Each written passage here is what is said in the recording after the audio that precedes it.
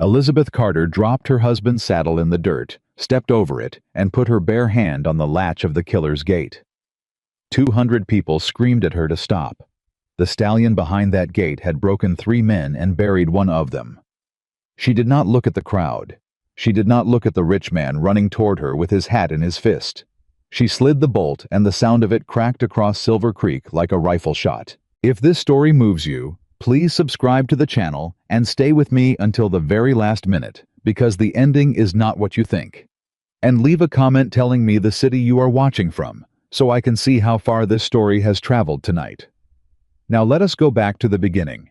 3 days before Elizabeth Carter touched that gate, she stepped off a mail coach in Silver Creek with 40 cents a carpet bag and a saddle too big for her to carry without stopping twice. The driver watched her struggle with it and did not get down to help. "Ma'am," he said, "there ain't lodging here for a woman alone." "Then I reckon I'll stand," she said.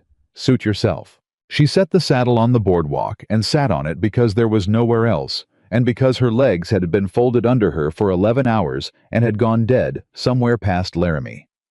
She was 26 years old. She had been a wife for 4 years and a widow for 7 months, and she had learned in those 7 months that a woman without a husband in the territory was treated like a debt somebody else had to pay. The first man who spoke to her was the storekeeper Ansel Poe, and he spoke to her from inside his own doorway without coming out. "You waiting on somebody, miss?" "I'm waiting on work." "What kind horses?" Ansel Poe laughed. It was not a cruel laugh. That was the thing she would remember later, that the first laugh in Silver Creek was not even cruel. It was just certain the way a man laughs when a child says she is going to fly.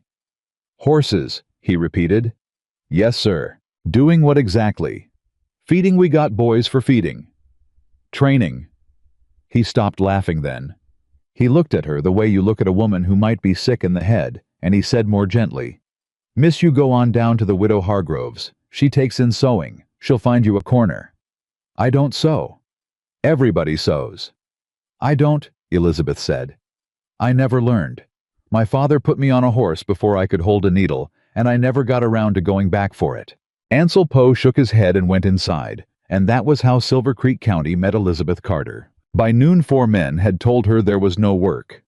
By 2 o'clock, she had been told twice to go home, though nobody asked her where home was, because home was a soddy outside Cheyenne with a fresh grave beside it and a banknote nailed to the door. By 4 o'clock she was hungry enough that the smell coming out of the hotel kitchen made her hands shake, and she stood up, dusted off her skirt, and walked into the hotel and asked the clerk if they needed anyone in the kitchen. The clerk said, "We do." Her heart came up in her throat. Then he said, "But Miss Caldwell's party has the dining room 3 nights this week, and she don't like new faces serving. Try the laundry Thursday." "It's Monday." "Then try Thursday," he said, and went back to his ledger. She walked out. She sat back down on the saddle, and she stayed there while the sun went orange, and the freight wagons came in, and she listened, because a woman with nothing has one thing left, and it is her ears. What she heard was this. She heard 2 ranch hands arguing about a horse. She heard a name, Midnight Crown, said the way men say the name of a bad storm. She heard one of them say that Harrington was offering $200 to any man who could put a saddle on him and stay up for the count of 30. She heard the other one say $200 was cheap for a funeral. Cheap, it's charity. He knows can't nobody do it. Bill Rooney tried. Bill Rooney's got a hip that points the wrong way now, and he don't try nothing no more. And the Ames boy. Don't. I'm only saying. Well, don't. Ames is in the ground and his mama's still living and she can hear you clear across the street.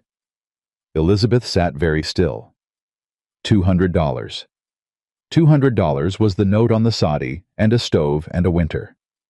$200 was not having to answer one more time to a man who thought a widow's body was part of the estate. She stood up and she asked the 2 ranch hands where the Harrington place was, and one of them was polite and one of them was not. 2 miles north, the polite one said, touching his hat brim. "But ma'am, you don't want to go up there tonight." "Why not?" "Because Mr. Harrington ain't taking visitors, and because that horse screams at night, and folks who ain't used to it don't sleep after." "I've heard worse things than screaming," Elizabeth said. She walked the 2 miles carrying the saddle, and she had to stop 4 times, and when she came up the Harrington Road in the dark, the horse was screaming. It was not a whinny. It was not a call. It was the sound of an animal throwing itself against wood and finding the wood still there. There were men at the corral with lanterns, and they were laughing at him. One of them threw a stone. Elizabeth Carter set down her saddle for the last time that night and said loud enough to carry, "Which one of you threw that?" The laughing stopped. 6 faces turned. Lanterns swung. "Well," said a big man with a rope over his shoulder, "look what walked up out of the dark. Which one of you threw the stone?" "What's it to you, honey?" "It's this to me," Elizabeth said. "That animal is going to remember your smell for the rest of his life, and every man who ever comes near him is going to pay the interest on your fun. So I'd like to know your name since I'll be cursing it." The big man, whose name was Cody Boone, and who was the Harrington foreman, took 2 steps toward her and stopped because she had not backed up. Men in the territory relied a great deal on the backing up. "You lost," he said. "I'm here about the $200. There was a silence about 3 seconds long. Then the corral erupted, and the men howled, and one of them sat down on the rail because he could not stand and laugh at the same time. $200, Cody Boone said, wiping his eye. "Ma'am, you understand what that money's for. 30 seconds on that black stallion. 30 seconds on that black stallion for a man." "The money don't know the difference," Elizabeth said. "The horse does." "No," she said, "he don't. He don't know a man from a woman. He knows a rope from a hand, and he knows a hand from a fist, and that's all any of you ever showed him, so no wonder he can't tell you apart." Cody Boone stopped smiling. "You a preacher?" "I'm a widow." "Then go be one somewhere else." "I aim to be one right here for about 30 seconds, Elizabeth said, "and then I aim to be a woman with $200. That was when the porch door opened, and every man at that corral straightened like schoolboys, and William Harrington came down the steps into the lantern light. He was maybe 35. He had a face that had been handsome once, and had since been sanded down by something. He did not look at his men. He looked at the saddle in the dirt, and then at her, and the first thing he ever said to Elizabeth Carter was, "Who let you up here?" "Nobody lets me anywhere, Mr. Harrington. I walked. From town." "From town." "Carrying that?" "It's my husband's." He heard the word husband, and he heard the tense it was in, and something in his jaw moved. "Boone," he said, "take the men in." "Boss, she come up here saying she wants to ride the black." "I heard what she said. Take the men in." They went slowly looking back. When they were gone, William Harrington stood there with his thumbs in his belt and said, "Ma'am, I'm going to say this once, and I'm going to say it plain, and then I'm going to have a man drive you back to town. There is no $200 for you. You posted it." "I posted it for men who know what they're doing, and even then, I've regretted every dollar of it." "Then it's a lie." He blinked. "Come again. If a thing's posted for everybody and paid to nobody, it's a lie, and I've had a bad enough day that I'd rather hear the truth from a rich man than a kindness." Behind them, the stallion hit the rails again. The whole corral jumped. William did not turn around. He had trained himself over 4 years not to turn around. "You hear that?" he said quietly. "I hear him. That's what he does, all night, every night. You know what that is. I know what it is. You don't. It's a horse asking a question nobody's answered," Elizabeth said. William Harrington looked at her a long moment. "That horse killed a boy," he said. "How? How?" "Yes, sir." "How did he go looking for him? Did he chase him down? Or did somebody put a rope on him and a spur in him and get thrown?" William's face changed then, and later she would understand exactly why, and would be sorry she had asked it that way in front of the dark. He said in a voice gone flat, "My brother was 19 years old." Elizabeth said nothing. 19, he said again. "And he had that animal in a run, and something went out of him and Daniel went down under 2,000 pounds of him. And I have wanted to shoot that horse every single day since, and I have not, and I cannot tell you why, and I do not want a stranger standing in my yard telling me it was my brother's fault." "I didn't say it was your brother's fault." You said it clear enough. I said somebody put a spur in him, Elizabeth said. A 19-year-old boy don't put a spur in a horse unless a grown man taught him it works. The night got very quiet. Get off my land, William Harrington said. Yes, sir. Now. Yes, sir. She picked up the saddle, and it was too heavy, and she got it up anyway, and she was 20 feet down the road when he said, "Ma'am." She stopped. There's a bunkhouse cot in the tack room. It's got a door that bolts. Boone will drive you to town in the morning. I'd rather walk. I'd rather you didn't die of it, he said. Take the cot. She took the cot. She lay awake on it for 6 hours, listening to a horse throw himself at wood, and she counted. Not the crashes. The gaps between them. Because her father, Josiah Farrow, who had trained wrecked horses for the army for 11 years and had come home from it, a quieter man than he left, had taught her one thing above every other thing. A horse that's angry keeps a rhythm. A horse that's frightened don't. There was no rhythm in that corral. None at all. She got up at 4 in the morning before anybody and walked out to the rails in the dark, and she did not go near the gate. She sat down in the dirt outside the fence 20 feet back, with her hands in her lap, and she said nothing at all. The screaming stopped after about 15 minutes. She heard him come to the rails. She heard him breathing. She did not look up, because looking up is what a predator does, and she stayed there until the sun came, and when Cody Boone came out at 6 with a rope over his shoulder and saw a woman sitting in the dirt with a black stallion standing 4 feet from her, on the other side of the rail, with his head down, Cody Boone dropped the rope. "Boss," he said. "Boss, boss." William Harrington came out with his shirt half-buttoned. He looked at the corral. He looked at Elizabeth, and for the first time in 4 years, William Harrington did not know what he was looking at. "How long you been sitting there?" he said. "Since 4. Doing what?" "Nothing." "That ain't an answer." "It's the whole answer," Elizabeth said. "Nothing is the only thing that man has never done to him." Cody Boone said, "He's fixing to strike. Ma'am, get up slow." "He ain't fixing to do anything," she said. "Look at his ears. Ears forward is a question. Ears back is an answer. He's been asking all night and nobody in this county's got the manners to let him finish." Boone said, "Boss, are we listening to this?" And William Harrington, who had buried a brother and a mother and a marriage that never happened, said, "Shut up, Cody." By 9 o'clock that morning, half of Silver Creek knew there was a woman at the Harrington place who talked to Midnight Crown. By noon, the half that knew had told the other half, and the story had grown, the way stories grow, and by supper there were folks saying she was a witch out of Kansas, and folks saying she was a fraud, and folks saying she was a woman of low character who had come to work on William Harrington and not the horse at all. That last version had a source. Margaret Caldwell was 24, and her father owned the paper on 11,000 acres, including 2,000 of William Harrington's, and she had spent 6 years understanding that she would be mistress of the Harrington Ranch in the same way she understood the sun would come up. She had waited through his grief. She had waited through his silence.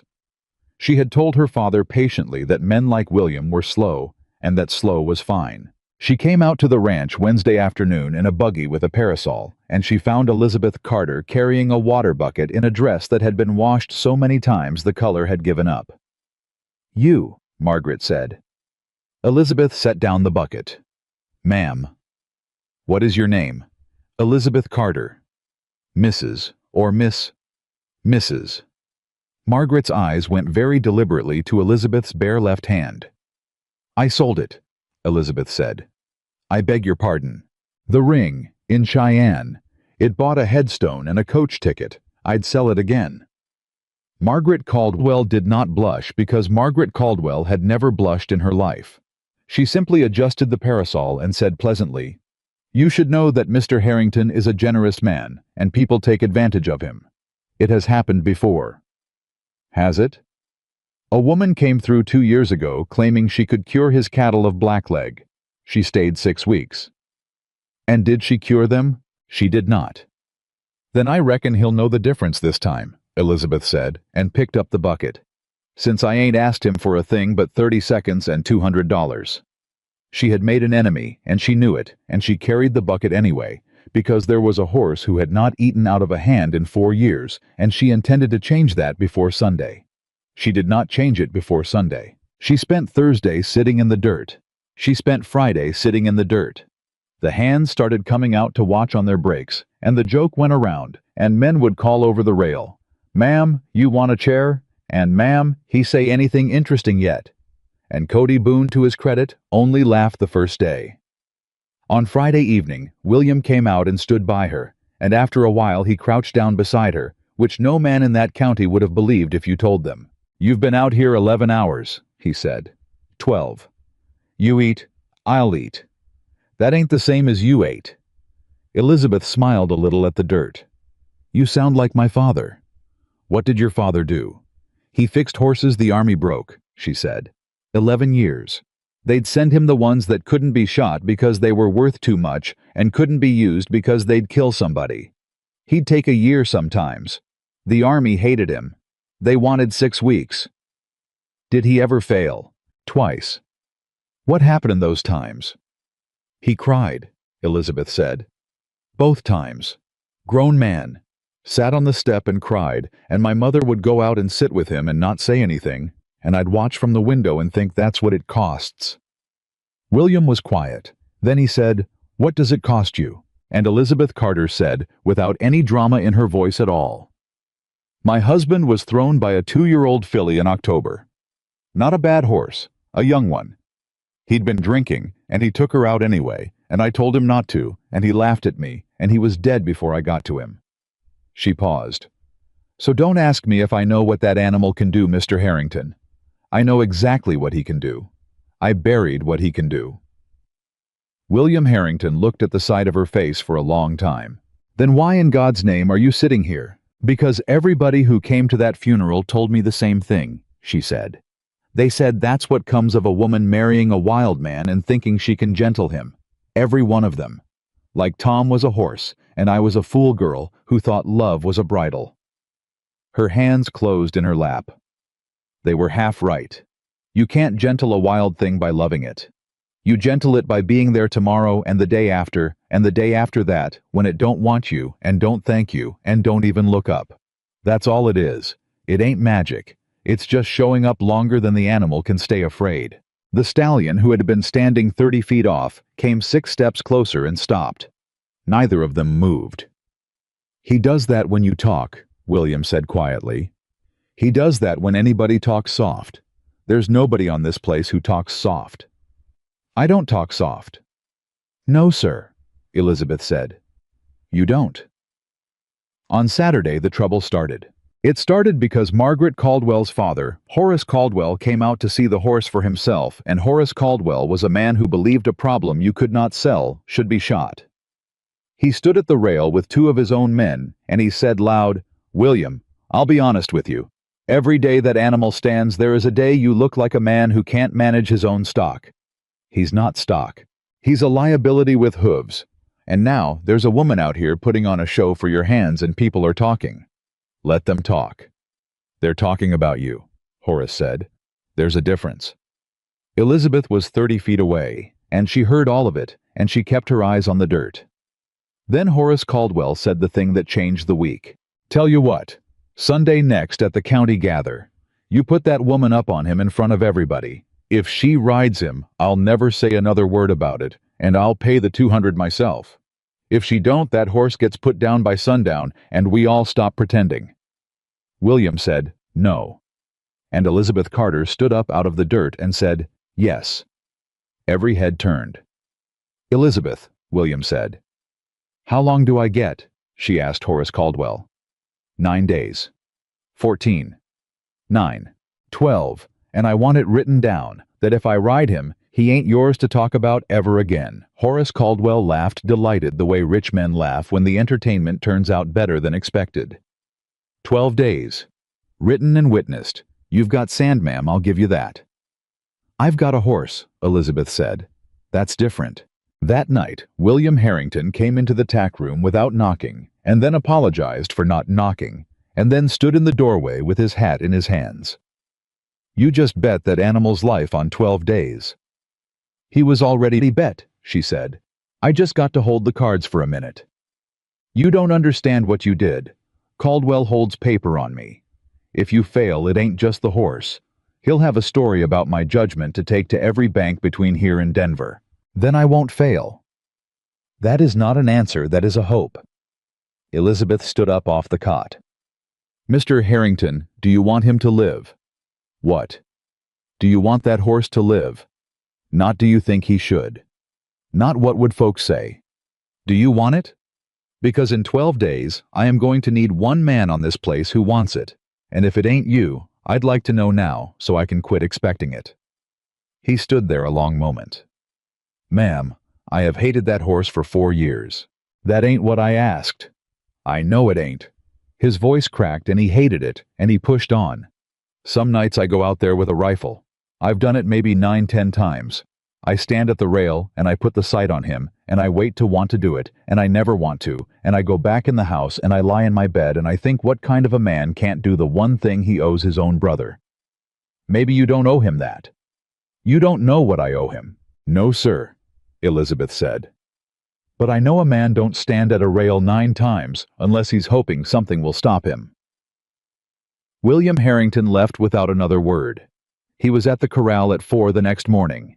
He did not say anything. He sat down in the dirt 6 feet from her in his good coat, and he put his hands in his lap the way she did, and he stayed until sunrise. That was day 1. On day 3, she got a rope across the stallion's withers, and off again, and he did not explode, and Cody Boone said, "Well, I'll be damned," out loud, and then apologized to her for the language. On day 5 she stood up. Standing up was the hard part. Sitting down is small. Standing up is a shape a horse remembers, and Midnight Crown remembered it very well.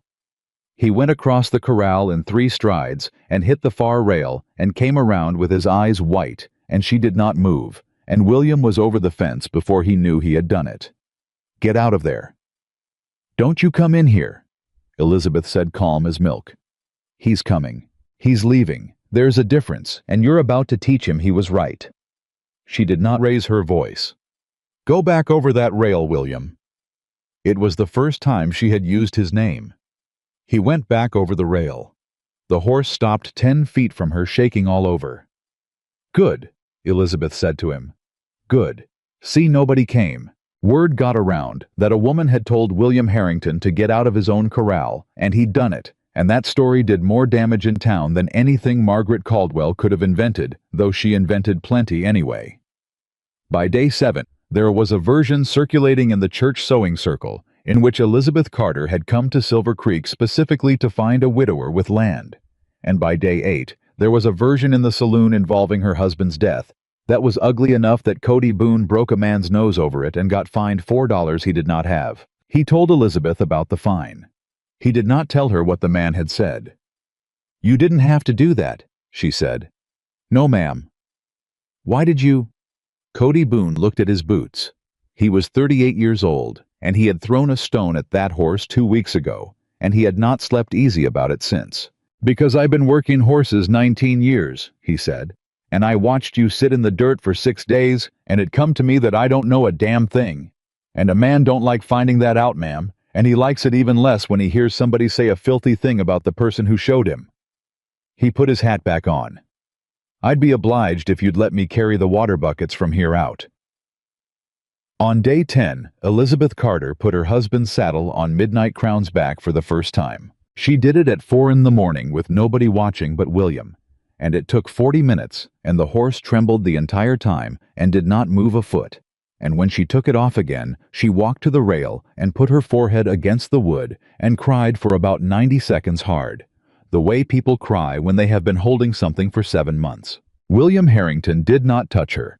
He stood 2 feet away with his hands at his sides and let her have it, and when she was done, he said, "That was Tom's saddle."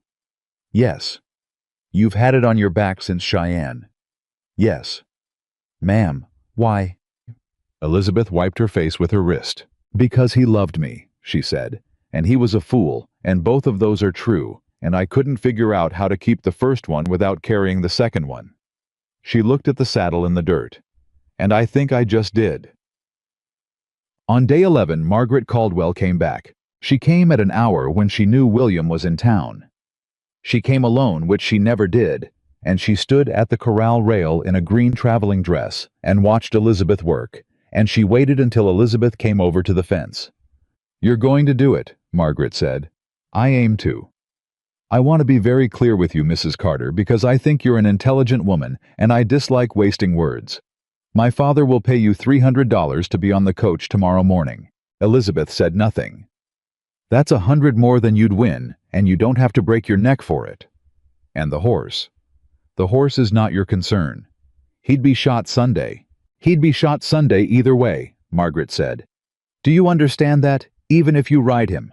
Even if you ride him, and every soul in that county throws their hat in the air.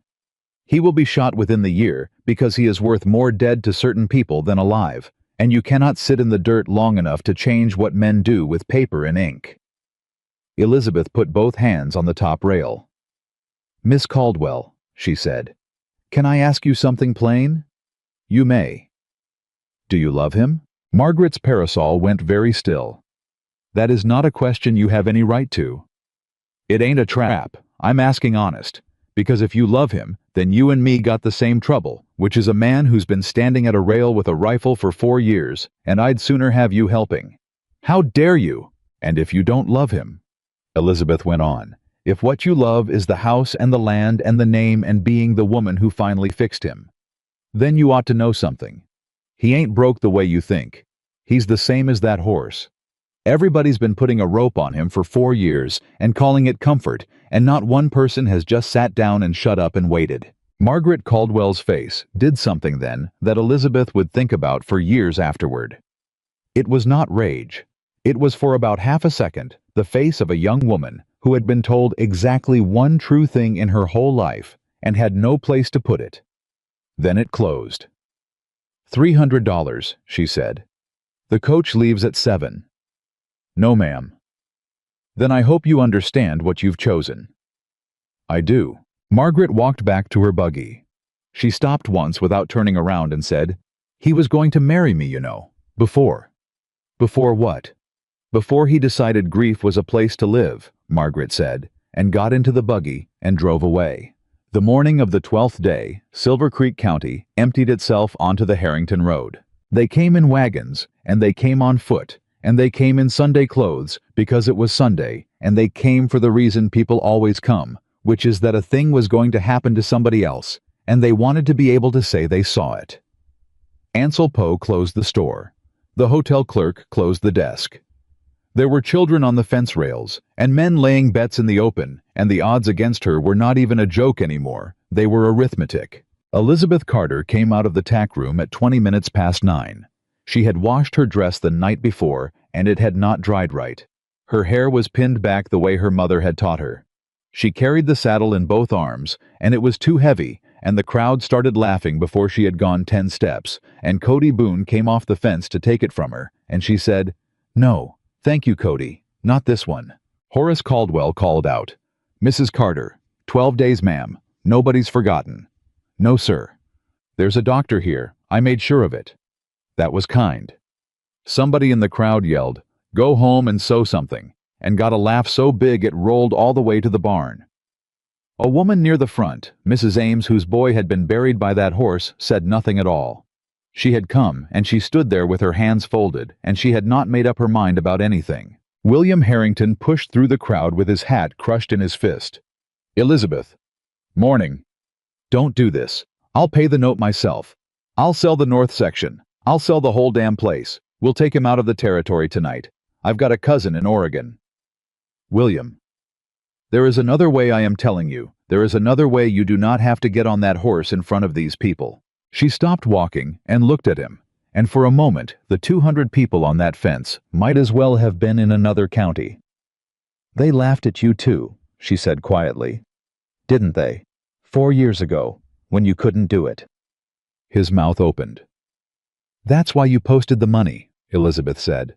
"Not to get him rode. To get somebody else to fail at it, so it wasn't just you." William Harrington stood in front of 200 people and could not speak. "I ain't angry about it," she said.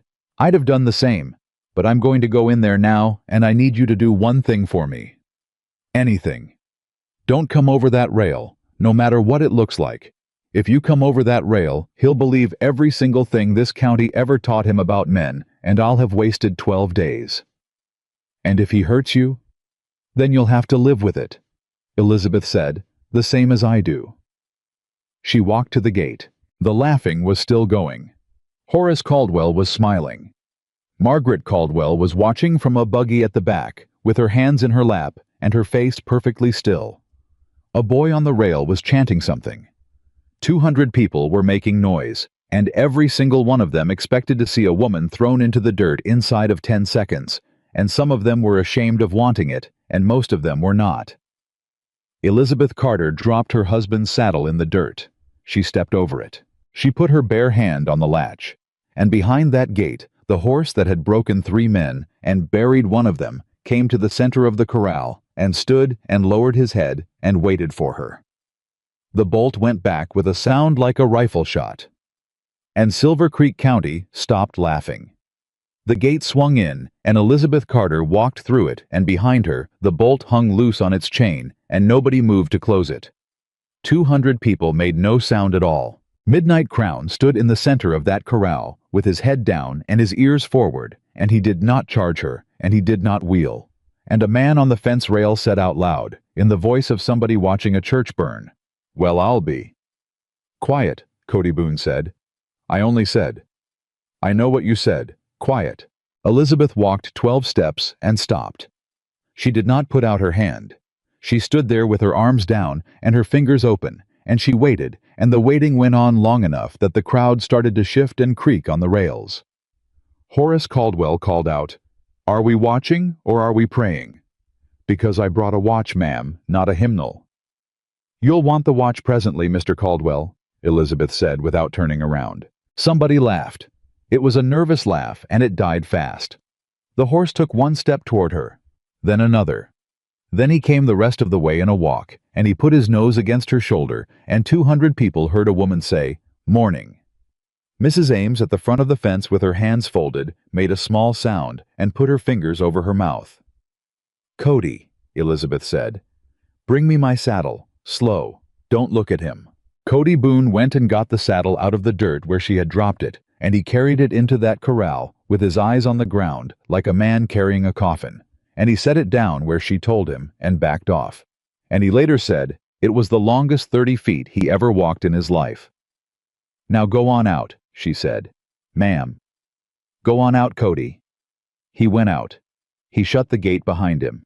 He put his back against it and stayed there. She got the blanket on, and the stallion trembled from his withers to his hocks, and did not move a foot, and she talked the whole time low, the same nothing she had been saying at 4 in the morning for 12 days, and the county leaned in to hear it, and could not, and that killed them. "What's she saying?" "Can't hear." "Somebody hush the young ones." "She ain't saying nothing. Look at her mouth. She ain't saying words." That was closest to true. She was not saying words so much as making a sound with words in it, and the sound said the same thing every time, which was, "Nobody is coming." The saddle went up.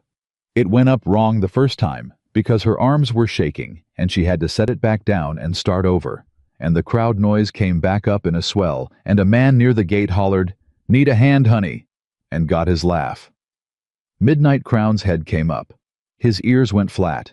"Oh Lord," somebody said. Elizabeth Carter turned around. She turned around and faced 200 people with a saddle in her arms, and she said in a voice that carried all the way to the barn, "I am going to ask this county one time." The noise thinned. "Be quiet," she said. "Not for me. For him. He's got no idea what you are, and every one of you standing here yelling is telling him the same story he's been told his whole life, and I don't have 12 more days to fix it." Nobody said anything. 12 days, she said, and every morning I sat in that dirt this county had a joke about it. That's fine. I've been laughed at by better. She turned back to the horse. "But you'll be quiet now." And Silver Creek County, which had never in its history taken an instruction from a woman standing in a corral in a dress that had not dried right, was quiet. Horace Caldwell said, "Well now," and nobody laughed with him. She got the saddle up. She got the cinch through, and she did not draw it tight. All at once, she took it in 3 pulls with a breath between each one, and on the 3rd pull, the stallion swung his head around and put his teeth about 4 inches from her arm and did not close them. "I know," she said. "I know. Last one." The cinch went home. Cody Boone said quietly to nobody, "God Almighty." "Mr. Caldwell," Elizabeth said, "your watch." "You mean to get on him?" "That was the arrangement." "The arrangement was 30 seconds. "Then start counting when I'm up," she said, "and not before, and I'd take it as a courtesy if you'd count out loud so there's no argument after." Horace Caldwell took out his watch, and he was still smiling, but the smile had gotten thin at the edges because Horace Caldwell had come out to see a woman thrown, and had instead spent 4 minutes watching something he did not have a name for. "William," he called, "you want to stop this last chance to be a gentleman about it." William Harrington did not answer him. William Harrington was at the rail with both hands on the top board and his hat somewhere in the dirt behind him, and he was not looking at Horace Caldwell, and he was not looking at the crowd, and he had made a woman a promise about not coming over that fence, and he was right at that moment spending everything he had on keeping it. Elizabeth put her boot in the stirrup. The horse went stiff. "Just me," she said. She went up. She went up slow, and she did not swing her leg over. Right away, she hung there with her weight half on him and let him carry it 1 second, 2, 5, and the crowd forgot to breathe. And then she came over and sat down and put her hand flat on his neck. Midnight Crown stood. 1, Horace Caldwell said. He did not want to. Everybody could hear that he did not want to. 2, 3. The stallion's ears went back and forward and back. 4, 5, 6. A boy on the fence started counting with him. Then another one. Then a woman. 7, 8, 9. By 12 half the fence was counting, and by 15 it was not counting anymore. It was a sound a crowd makes when it has decided something without being told, and Mrs. Ames was counting with her hand still over her mouth and tears coming down over her fingers. And at 19, the man behind the gate cracked a whip. It was not an accident. Cody Boone was 6 feet from him and saw him take it off his shoulder and saw him look at Horace Caldwell first, and Cody Boone would say so under oath twice in his life, once that autumn and once 11 years later. The stallion came apart. High went up, and he came down, and he went sideways into the rails hard enough to crack a board, and the crowd came off that fence like birds off a wire screaming, and a woman fainted, and 2 men fell backward into a wagon, and William Harrington got 1 leg over the rail. Don't. She was still on him. She was low on his neck with both hands in his mane, and she was shouting one word, and it was not a command, it was a name, it was his name, and William Harrington hung there on that rail with 1 boot in the corral, and the whole county watching a woman get killed, and he took his leg back. He said afterward, it was the hardest thing he ever did, harder than burying Daniel, and he never once said it in a way that sounded like a boast.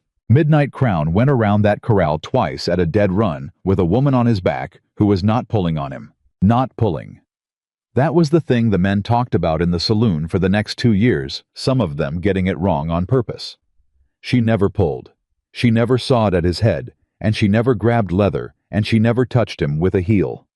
She sat down in that saddle, and she let him run, and every time he came around the near rail, she was saying the same thing, and by the 2nd pass, they could hear it. It's only me. I'm here. The 3rd pass he slowed. The 4th he came down to a trot. And then Midnight Crown stopped in the middle of that corral with his sides going like a bellows, and his head low, and Elizabeth Carter sat on his back and did not move. And Horace Caldwell, who had stopped counting a long way back, stood there with his watch open in his hand. Cody Boone said, "What's the time, Mr. Caldwell?" Horace did not answer. "What's the time?" 2 minutes. Horace Caldwell said, and 11 seconds. The county came off that fence. They came off it hollering hats going up, men who had bet against her pounding on the rails, children screaming, and the noise brought the stallion's head up, and Elizabeth put her hand on him, and he stayed, and that more than the ride was what people told their grandchildren about. The noise came and he stayed. She got down. Her legs went out from under her, the second her boots hit the dirt, and she caught the stirrup and hung on it. And William Harrington came over the rail then, and nobody in that county ever said a word about it. "I've got you." I'm all right. You are not all right, you're white as a sheet. William. She had a fistful of his sleeve. Don't let them crowd him, please, not now. He's done all he can. Cody. On it, Cody Boone said, already moving, already roaring at the fence like a foreman again. Back off, every one of you. You want to see the horse, you'll see him Tuesday. Get back off that rail before I come out there and put you back. Horace Caldwell walked up to the gate. He had his watch in one hand and his face rearranged into something pleasant, and he said, Mrs. Carter, that was a fine exhibition. $200, Mr. Caldwell. Ah, he said. Now there. What we said was ride. The people close enough to hear went dead quiet. I rode him. You sat him, Horace said. In a pen. A pen is a small place, ma'am, and a horse that's tired is a horse that's tired. Riding is out in the country over ground with a job of work to do. That was not the arrangement. It's the arrangement I remember. It's written down, Elizabeth said. You had it witnessed. You were proud of it. Written down by whose hand? And that was when Mrs. Ames spoke. Mrs. Ames was 61 years old and had buried a husband and 3 children, one of them at 19 after 11 days in a bed, and she had not raised her voice in public since the war. She stepped up beside Horace Caldwell, and she said, Horace. Ma'am. You'll pay her. Mrs. Ames, with respect, this is business between. You'll pay her, Mrs. Ames said, or I will stand in this yard in front of every soul in this county, and I will tell them what I know about my son. Horace Caldwell's mouth shut. You want me to, she said. Because I've carried it 4 years and it's heavy, and I am too old to keep on. Ellen. I was 17, Mrs. Ames said to the crowd, not to him. My Michael, and he did not walk up to that horse on his own hook. There were 11 men behind that barn taking money on it, and my boy had $4 in the world, and one of them offered him 20, and he was 17 years old, and his father was dead, and I had no coal. That is not. And the man who held the money, Mrs. Ames said, is standing right here beside me, and he has said good morning to me in the street every Sunday for 4 years. 200 people made a sound like a wave going out. That's a lie, Horace Caldwell said. Then call me a liar out loud, Horace, and let's see who this county believes, because I have got a bill of sale for a mare. I never bought in your hand that showed up in my kitchen the week after we put my boy in the ground, and I have never spent one thin dime of it, and I have never known why until this morning. Nobody moved. You paid me off, she said. You paid me off and I let you because I was a widow with nothing, and I was afraid, and I have hated myself every day since, and I'd rather be poor than carry it one more Sunday. Horace Caldwell looked around at his county.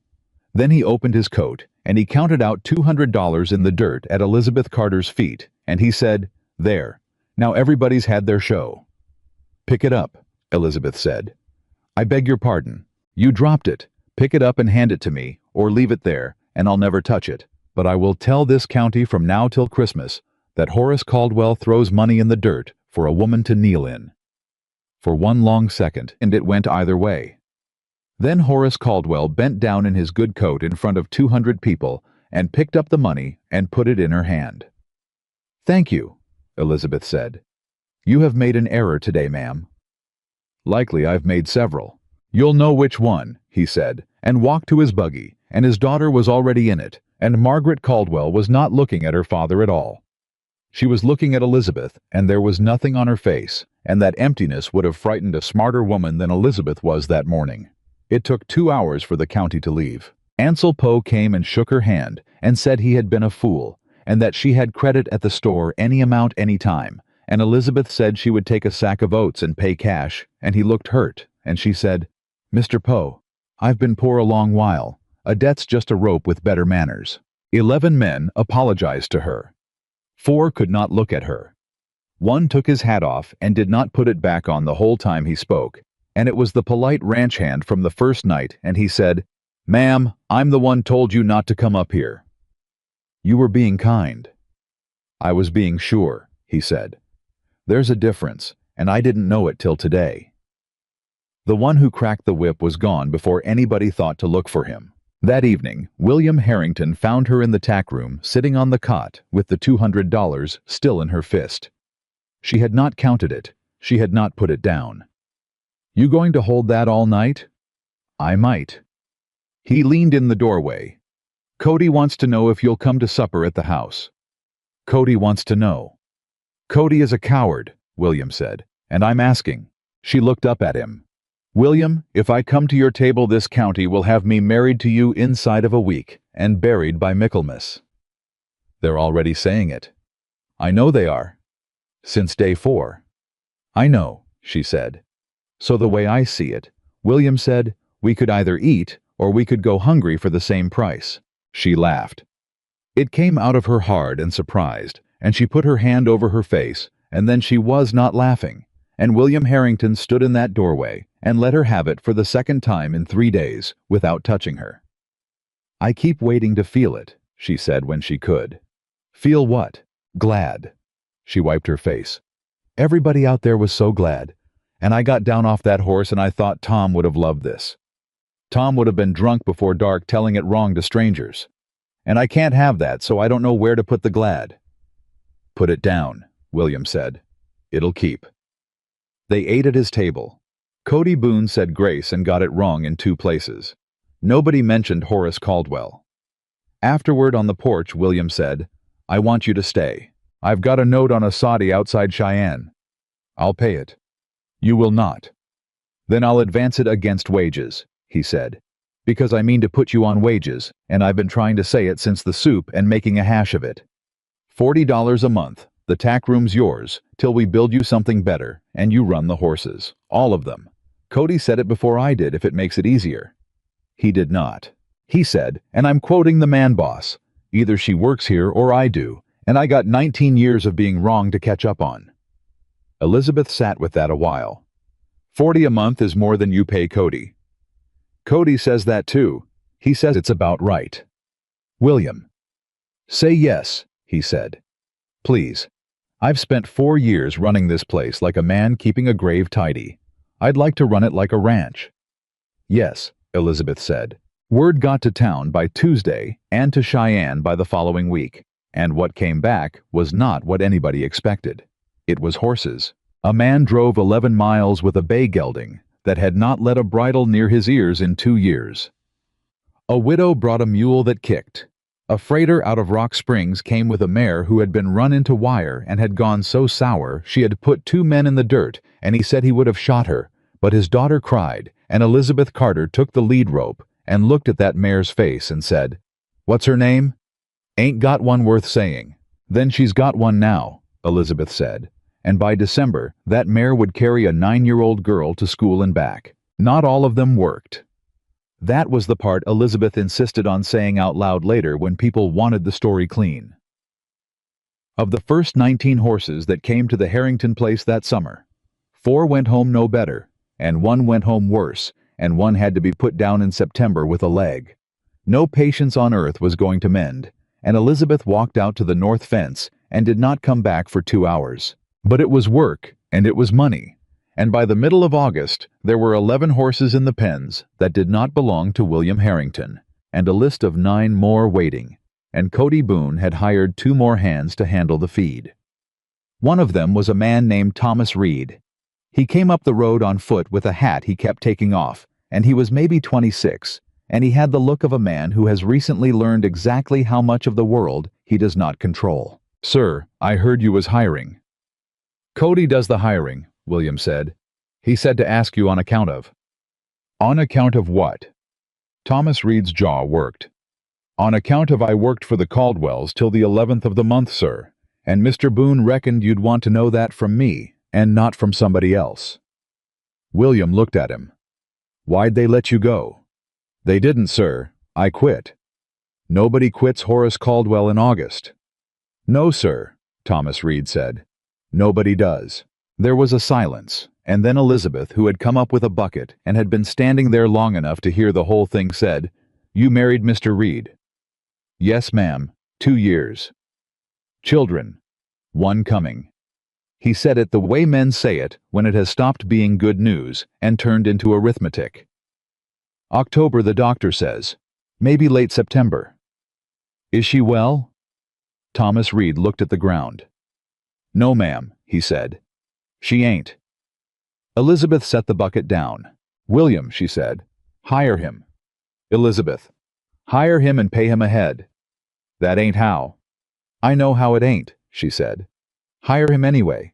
And Mr. Reed, before you say yes, you'll want to know that half this county thinks I'm a witch, and the other half thinks I'm worse. And working here has cost 2 men their standing at the Baptist church already." Thomas Reed put his hat back on. "Ma'am," he said, "my wife's been coughing blood since June. I ain't got standing to lose. How is a good hand?" That was the miserable part of it afterward. He was quiet and early, and he never had to be told a thing twice, and he took to sitting on the rail during Elizabeth's morning work, not talking, just watching. And one day in the last week of August he said, "Ma'am, can I ask you something?" "You can." "How do you know when one of 'em's lying to you?" Elizabeth laughed. "Horses don't lie." "Everything lies," Thomas Reed said. "Everything alive." She looked at him a while. "They don't lie," she said. "They just quit telling you, and folks call that the same thing. When an animal goes quiet on you, that ain't peace, Mr. Reed. That's the last thing before he does something." Thomas Reed nodded slow and did not say anything else, and Elizabeth went back to work. And 11 weeks later, she would remember that conversation, word for word, and be sick over it. The trouble came in on a Thursday in the shape of a letter. Cody Boone brought it out to the corral because William had told him to fetch him if anything came from the bank at Cheyenne, and William read it standing up, and then read it again, sitting on an upturned bucket like a man whose legs had gone. "What?" Elizabeth said. "Caldwell sold the paper." "Sold it to who?" "To himself," William said. "In a manner of speaking. He's moved my note to the Territorial Stock Association, and he sits on the board of it, and the association has an interest in the hold-on," he read, "in the character and management of properties held against its capital." "What does that mean in English?" "It means," William said, "that they're calling it 90 days or a demonstration of the properties standing at the Territorial Exhibition in October." Cody Boone said a word he then apologized for. "What's a demonstration?" "It means I've got to show up at the county gather in October," William said, "and put my stock in front of the association board and the buyers out of Omaha and Denver, and if they don't like what they see, the note comes due in full, and I ain't got it, and he knows I ain't got it." "He'd take your place over a horse show." "He'd take my place over a Tuesday," William said. "He's been wanting the North Section 11 years. What he can't stand is that I stopped being a man he could pity." He folded the letter. "And now half the territory's heard about a widow who rode Midnight Crown, and there's buyers writing to me about a stallion. He told everybody was fit for a bullet, and Horace Caldwell has never in his life been made small in front of 200 people. That's what he's collecting on, not the money," Elizabeth said. "Then we'll show him stock." Elizabeth: "You've got 11 horses in those pens that were unrideable in June. You'll have 20 by October. You want to talk about the standing of a property, William. There ain't a spread between here and Laramie that's turned 20 broke horses out of scrap in one summer. They're not mine. They belong to other men. Then borrow them back for a day. Every one of those men will come. Every single one." She was already moving. "Mr. Poe's got a gelding here. Mrs. Tandy's got the mule. That freighter's mare is going to walk into that ring with a little girl on her back, and I want to see the Omaha buyers' faces. And the black—" She stopped. "You'll want him in that ring," William said. "Won't you?" "Yes." "In front of 1,000 people, a brass band, and a livestock auction." "Yes." "Elizabeth, he came apart at a whip crack in his own corral, with 12 days of you in him." "He came apart," she said, "and then he came back. That's the only difference there's ever been between a good horse and a dead one, and it's the only difference between you and your brother's grave, and I'll say it plainer if you want me to." William Harrington stood up off the bucket. "Say it plainer," he said. "No." "Say it." "No," Elizabeth said, "because I ain't earned it, and because you'll tell me yourself when you're ready, and I've got 20 horses to work." She was wrong about the earning, and he told her that night. He came out to the tack room at 10 o'clock with a lamp and a bottle he had not opened, and he set both on the bench and stood there, and Elizabeth got up off the cot and put her shawl on and said nothing at all, because she had learned in 12 mornings in the dirt that the only thing that gets a frightened creature to come the last 6 feet is nobody coming toward it. Daniel had asked me for that horse for 2 months, William said. She waited. I was 19 and he was better than me. That's not a modest man talking, ma'am, that's a fact. He had hands like our mother, and I have hands like our father, and our father was a butcher with a rope. And I told him no, and he asked again, and I told him no, and he said, Bill, you don't want him gentled. You want him mean, because if he's mean, then you ain't the one who failed. William, and I said. He stopped. He started again. And I said, if you think you're such a hand, then get up on him and quit talking. Elizabeth put her hand on the bench. Those were the words, William said. Not a spur. There wasn't any spur. I put that in the story somewhere along the way, because a spur is a thing you can hate. The truth is, I dared my brother out of pride at 4 o'clock in the afternoon in front of 6 men, and he was up on that horse in 90 seconds because he was 19, and I was the only person in the world he wanted to be right about him. The lamp hissed. I was down in 11 seconds, William said. It took 11 seconds, and the horse ran, and I have spent 4 years telling this county that animal killed my brother, and every man on this place knew better, and not one of them ever said so to my face, and I have hated every last one of them for the mercy. Cody knew. Cody was one of the 6, William said. Cody has stood at my elbow for 4 years watching me put a rifle sight on that horse, and never once said a word, and I have paid him $55 a month to keep on not saying it. Elizabeth Carter sat down on the cot. Now you'll say something, William said. I'd rather not. Say it anyway. I've earned whatever it is. You've earned it, she agreed. And I ain't the one that's owed it, so it don't mean anything coming from me. What do you want from me? William, you want me to tell you it wasn't your doing. It was. You want me to tell you it was? You already know. He put both hands on the bench and leaned on it. I want, he said, and could not finish it. I know. I want to have not said it. Yes, that's the whole of it. That's all of it. 4 years, and a rifle and a note at the bank, and underneath the entire thing is a man wanting to have not said one sentence. That's all it ever is, Elizabeth said. Every wounded thing I have ever put a hand on, William Animal, or otherwise it's one thing that happened, and 100 years of building around it. She looked up. You want to know what I think? I think you ought to tell Mrs. Ames. Mrs. Ames. She stood up in your yard in front of this county and gave away the worst thing she had so I wouldn't be cheated out of $200. She's carrying yours too, whether she knows it or not, because as long as that horse is a killer, her boy died for nothing but bad luck, and if he ain't a killer, then her boy died for $20 and 11 men behind a barn. Elizabeth stood. You go and tell that woman the truth, and you'll find out what you're made of a lot faster than any exhibition in October. William Harrington went the next morning. He was gone 5 hours.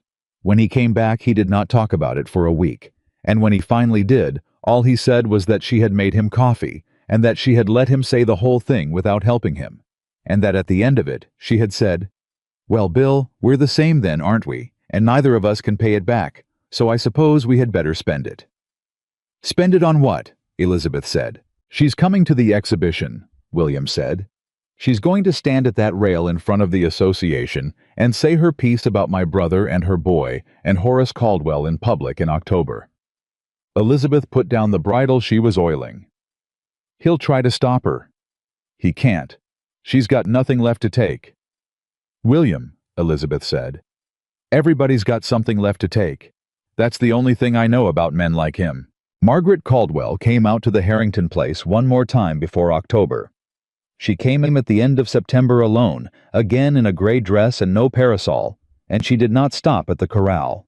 She went up to the house and knocked on the front door like a caller, and when William opened it, she said, I would like 10 minutes, and then I will never come here again. They stood in the parlor. He did not offer her a chair, and she did not seem to want one. My father has men going through the Cheyenne records on that woman, she said. What?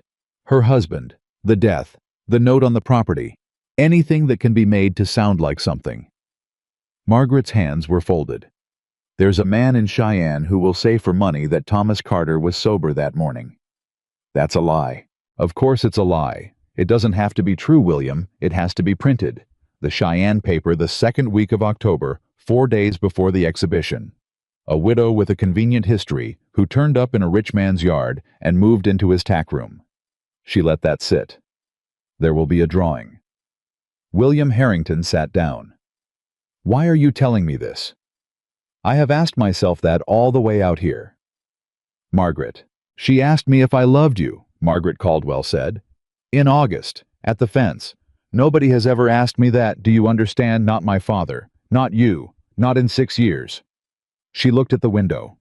And I have spent 2 months finding out that I don't know, and that I never did, and that what I wanted was to be the woman who finally got you to look up. That's not. Don't be kind to me, it'll take longer.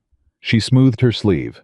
I sat in that buggy in August, and I watched 200 people who had laughed at her all summer take their hats off. And I thought, I have been in this county my entire life, and not one person would take their hat off for me. And there is a reason, and I have known the reason for a while. William said quietly, You paid a man to crack a whip. Margaret Caldwell did not deny it. Yes, she said. She could have died. Yes. Margaret. I'm not asking for anything, she said. I'm not going to be forgiven this afternoon, and I'd think less of you if you offered. I am telling you about Cheyenne because I would rather be a woman who did a bad thing in August than a woman who let a worse one happen in October, and that is the entire extent of my improvement, and it will have to do. She went to the door. There's one more thing, and you won't like it. Say it. My father does not intend to lose that ring in October, Margaret said. He is not a gambler. He does not put a thing in front of an audience unless he already knows how it ends. She put her hand on the latch. So you might ask yourself what he knows, William, because he knows something. He has been in a good humor for 3 weeks. The Cheyenne paper came out on the 8th of October. It was worse than Margaret had described because it did not accuse Elizabeth Carter of anything at all. It simply asked questions, 11 of them in a column 1.5 inches wide, and the last one was about whether the Territorial Stock Association ought to be lending its capital to an outfit managed by a woman of unclear circumstances, and it named her, and it named the ranch, and there was no drawing, but there did not need to be one. Ansel Poe drove out with the paper himself, so she would not hear it in the street. She read it twice at the corral fence with the wind trying to take it. Ma'am, Ansel said, there's not a soul in Silver Creek believes a word. There's 40 souls in Silver Creek believe every word, Mr. Poe, and you know their names as well as I do. Well, but thank you, she said, for driving out. She folded the paper and put it in her apron and worked until dark, and Cody Boone said later he had never seen her that quiet, not even in the 12 days, and that she got more done in 8 hours than the 3 of them did in 2. That night William found her sitting on the fence rail in the dark. I'm not going, she said. Elizabeth, I'll have him ready. He'll go in that ring with Cody up or with you up, and I'll stand back by the wagons where nobody can point at me, and your association board will see 20 sound horses and not one thing to gossip about. That's not. It's the smart play, William. He won't go in that ring with Cody up, and you know it. He might. He won't, William said, and you'd never let him try. And if you stand back by those wagons, you will spend the rest of your life knowing you did what this county told you to do the first time it asked hard enough. She didn't answer. They laughed at you, he said. You walked in anyway. That was in August, ma'am, and I watched it, and I have not been the same man since, and now there's a column in a newspaper, and you're ready to hand them everything. It's different. How? Because a horse can't read? Elizabeth said, and her voice broke on it. Because I could sit in that dirt and outlast a horse. You can't outlast people. William, they never get tired. They've got nothing else to do. She wiped her face hard. My mother died in a town like this. Not of anything. Of a story. William Harrington climbed up on the rail beside her. Then we'll go and put a better one in front of them, he said. They loaded the wagons on the 15th. 19 horses were going, plus the black, plus the freighter's mare, with the little girl's saddle riding on top of the feed sacks, and Mrs. Ames had a seat on the second wagon and a folded paper in her handbag with names on it, and Cody Boone had checked every strap and buckle on the place twice, because he had gotten superstitious in his old age. Elizabeth went out at 11 at night to check the tack room one last time. The door was open. She had bolted it at 6. She had bolted it every night since the first because a rich man's daughter had once offered her $300 in a green traveling dress, and she had never quite stopped listening for wheels on that road. She stood in the doorway. Her husband's saddle was not on its tree. It was on the bench upside down, with the cinch billet turned out toward the lamp, and there was a leather awl on the floor by the leg of the bench where anybody walking fast in the dark would have kicked it. And Thomas Reed was standing against the far wall with his hat off and his hands empty, and he had been crying, and he said, "Ma'am, I need you to go on back to the house." "Thomas?" "Please, ma'am." "How much did he give you?" Thomas Reed's face came apart. $40, he said, and a doctor out of Denver on the 11th of November in writing signed, and she's got maybe till Christmas, and the baby's 4 weeks old, and I ain't slept in 9 days. And then he said, "Ma'am, I already done it. I done it Tuesday. That ain't your saddle on the bench." Elizabeth Carter did not move out of that doorway. "Say it again," she said. "Ma'am." "Say it again, Thomas, slower, because I need to be sure I heard it." Thomas Reed looked at the floor and said, "Tuesday morning while you was working the sorrel, I took your saddle down, and I cut the near billet on the inside where the fender covers it 3/4 through, and I put it back on the tree, and then I went and ate my dinner." He swallowed. "And Wednesday Mr. Boone loaded it in the second wagon with the exhibition tack." "And what's that on the bench?" "That's one I bought in Cheyenne Saturday with his money, to swap in after, so there wouldn't be a cut saddle laying around for anybody to find." "And you didn't swap it?" "No, ma'am." "Why not?" Thomas Reed's mouth worked twice before anything came out of it. "Because I got in here at 10 o'clock, he said. "And there was a lamp lit, and I set my hat down, and I thought she'll come out at 4 like she does, and I'll be feeding, and I'll hear it. I'll hear the whole county hear it."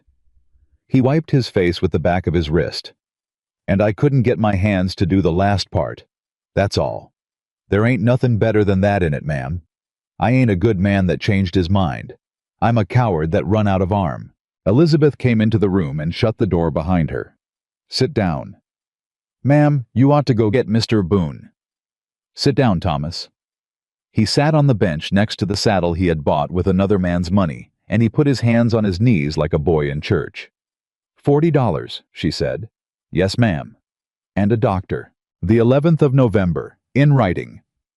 He got a folded paper out of his shirt and held it out, and she did not take it, so he set it on the bench. "That's the letter. That's a real doctor, ma'am. That's a lung man out of Denver. He's got a name I asked at the depot. He don't come for $40, and he don't come for 100. He comes because Horace Caldwell writes to him."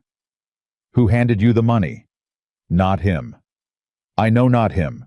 "Who?" "A man come to the boarding house on the 7th, Thomas said. "I never got a name, and he never give one. Wore a duster, and had a bad thumb, the nail was gone off it. He knew about Mary. He knew when she started coughing, and he knew the doctor in Cheyenne told me June. And he knew I quit the Caldwells in August because I couldn't stand it there no more. And he sat on my wife's bed and said all of it in front of her, ma'am, in front of her. And then he said $40 and a lung man, and all you got to do is a little leather work. And you said yes." "I said yes so fast it scared me," Thomas Reed said. Elizabeth stood there with her arms folded and her jaw set, and she did not say anything for a long moment, and Thomas Reed started to cry again quietly, the way a grown man does when he has been holding it for 9 days. "You know what he's counting on," she said. "Ma'am, he ain't counting on that billet. A billet's a small thing. A billet lets go, and I come off in the dirt, and folks say the widow got throwed, and that's a bad day that ain't a ruin." She crouched down so she was looking up at him instead of down. "He's counting on that horse. He's counting on a black stallion in a strange ring with 1,000 people, and a brass band feeling a saddle turn under him, and going back to being what everybody says he is, in front of the buyers out of Omaha. That's what $40 buys, not my neck, his name." "Yes, ma'am, I know it." "Then you knew it Tuesday?" "Yes, ma'am." "And you did it anyway?" Thomas Reed lifted his head and looked at her, and there was nothing left in his face to defend himself with. "My wife weighs 81 pounds, he said. "She weighed 130 at Easter. I'd have cut every strap on this place.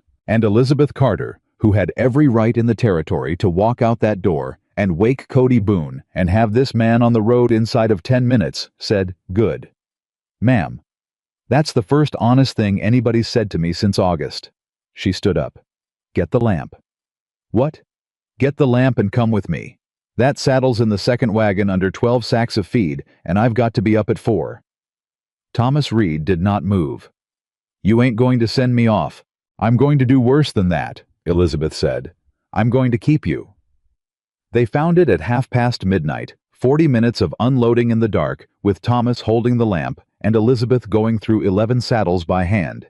And when she got to hers, she ran 2 fingers up under the fender and stopped and stood very still. "Show me the awl." He handed it to her. "You did good work," she said. "Don't, ma'am. I mean it. That's a fine cut. Nobody finds that." She turned the saddle over. It'd have gone at the second buck, maybe the third. "Ma'am, I want to say." "Don't say it to me." She set the saddle down. "You're going to say it to somebody, Thomas, but it ain't going to be me, and it ain't going to be tonight, because if you tell Cody Boone what you told me, Cody will kill you in the yard and hang for it, and I've got a use for you Saturday." "What use?" "You're going to walk into that exhibition ground on Saturday morning with your hat on and go about your work," Elizabeth said, "and you're going to find me the man with the bad thumb." Thomas Reed's face went the color of the lamp glass. "He'll be there." "You tell me. You worked for Horace Caldwell 2 years. She picked the saddle up. "Would a man like that put $40 on one nervous ranch hand and then go to bed?" "No, ma'am," Thomas Reed said slowly. "No, he would not. He'd have 2. He always had 2. He had 2 men on the water rights and 2 men at the sheriff's election, and I hauled hay for him for 2 years and never once seen him bet a thing on one horse." "That's what I thought," Elizabeth said, "and I have been thinking it since the end of September, because a woman told me the same thing in a parlor, and I didn't want to believe her. She got 4 hours of sleep and did not tell William Harrington any of it. She told herself she would tell him at breakfast. Then she told herself she would tell him on the road.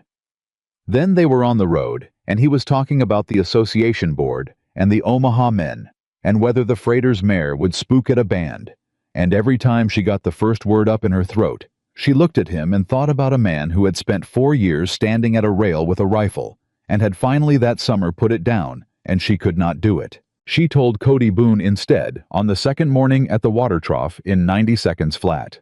Cody Boone put down the bucket and walked 11 steps away from her and stood facing the fence with his fists opening and closing, and came back.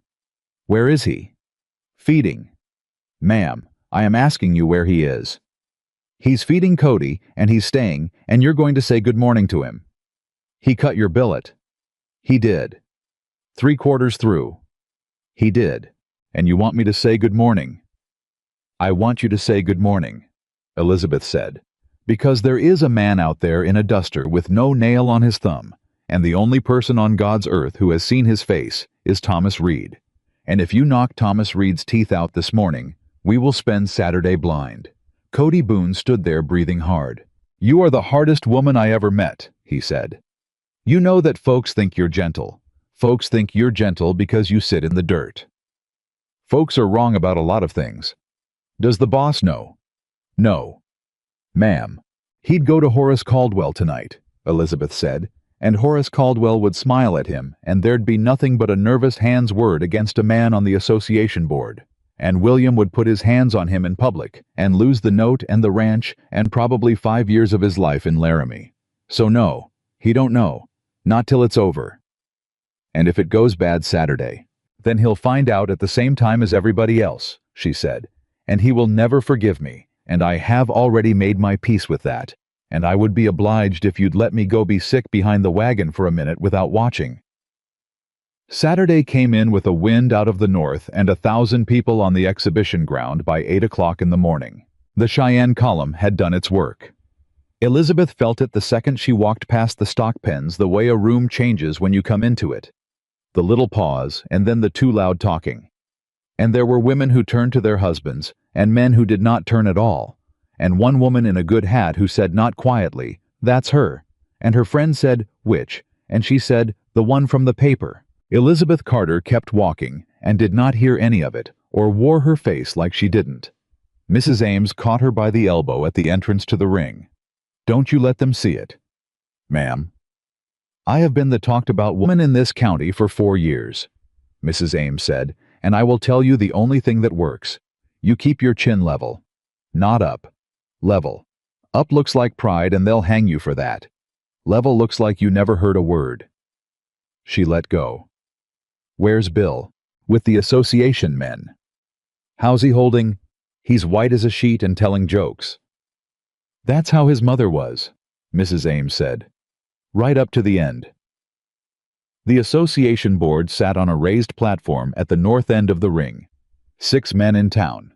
Coates and Horace Caldwell sat third from the left, with his hands folded on his stomach, and William Harrington's stock came in past them, one lot at a time, from 9 in the morning. It went better than any of them had let themselves hope. The bay gelding, that had not taken a bridle in 2 years, stood in the middle of that ring, while a stranger put his hands on his ears, and a man from Omaha said out loud, "Whose is that?" Mrs. Tandy's mule went twice around without so much as a swish. And when the freighter's mare came in with a 9-year-old girl on her back, and the brass band 40 feet away. A sound went through that crowd that had nothing to do with horses at all, because half of Silver Creek knew that Mare had put 2 men in the dirt in June, and the other half had heard about it since. By 11 o'clock, there were 3 men from Denver at the rail with notebooks, and a buyer out of Omaha had asked Cody Boone twice who trained them, and Cody Boone had said twice, "The lady in the gray dress," and enjoyed it both times. At 11:15, an association man named Deacon came down off the platform. "Mr. Harrington, a word." "Sir, the board's satisfied on the stock. I want you to hear that from me first." Deacon lowered his voice. "But there's a difficulty, and I'd rather say it plain.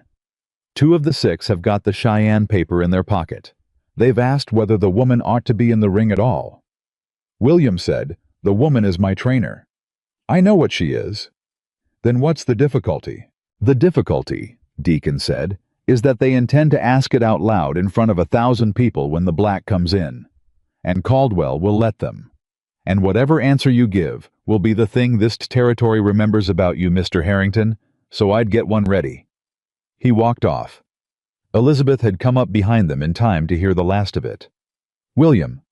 "I heard it." "Let me go in first and get it over with." "No." "William." "I said no," William Harrington said, and there was something in his voice she had not heard before, and she stopped. At 20 minutes to noon, Thomas Reed came around the end of the stock pens, walking fast with his hat in his hand, and found her at the gate. "Ma'am." "Where?" "Northwest corner by the wagon yard where they got the dogs tied." He was breathing hard. "Duster and a gray hat. I seen the thumb, ma'am. He was talking to the fellow that keeps the gate." "Which gate?" Thomas Reed's face changed. "The little one," he said. "The one where the folks bring the children through." Elizabeth Carter got hold of the front of his shirt. "Say that again."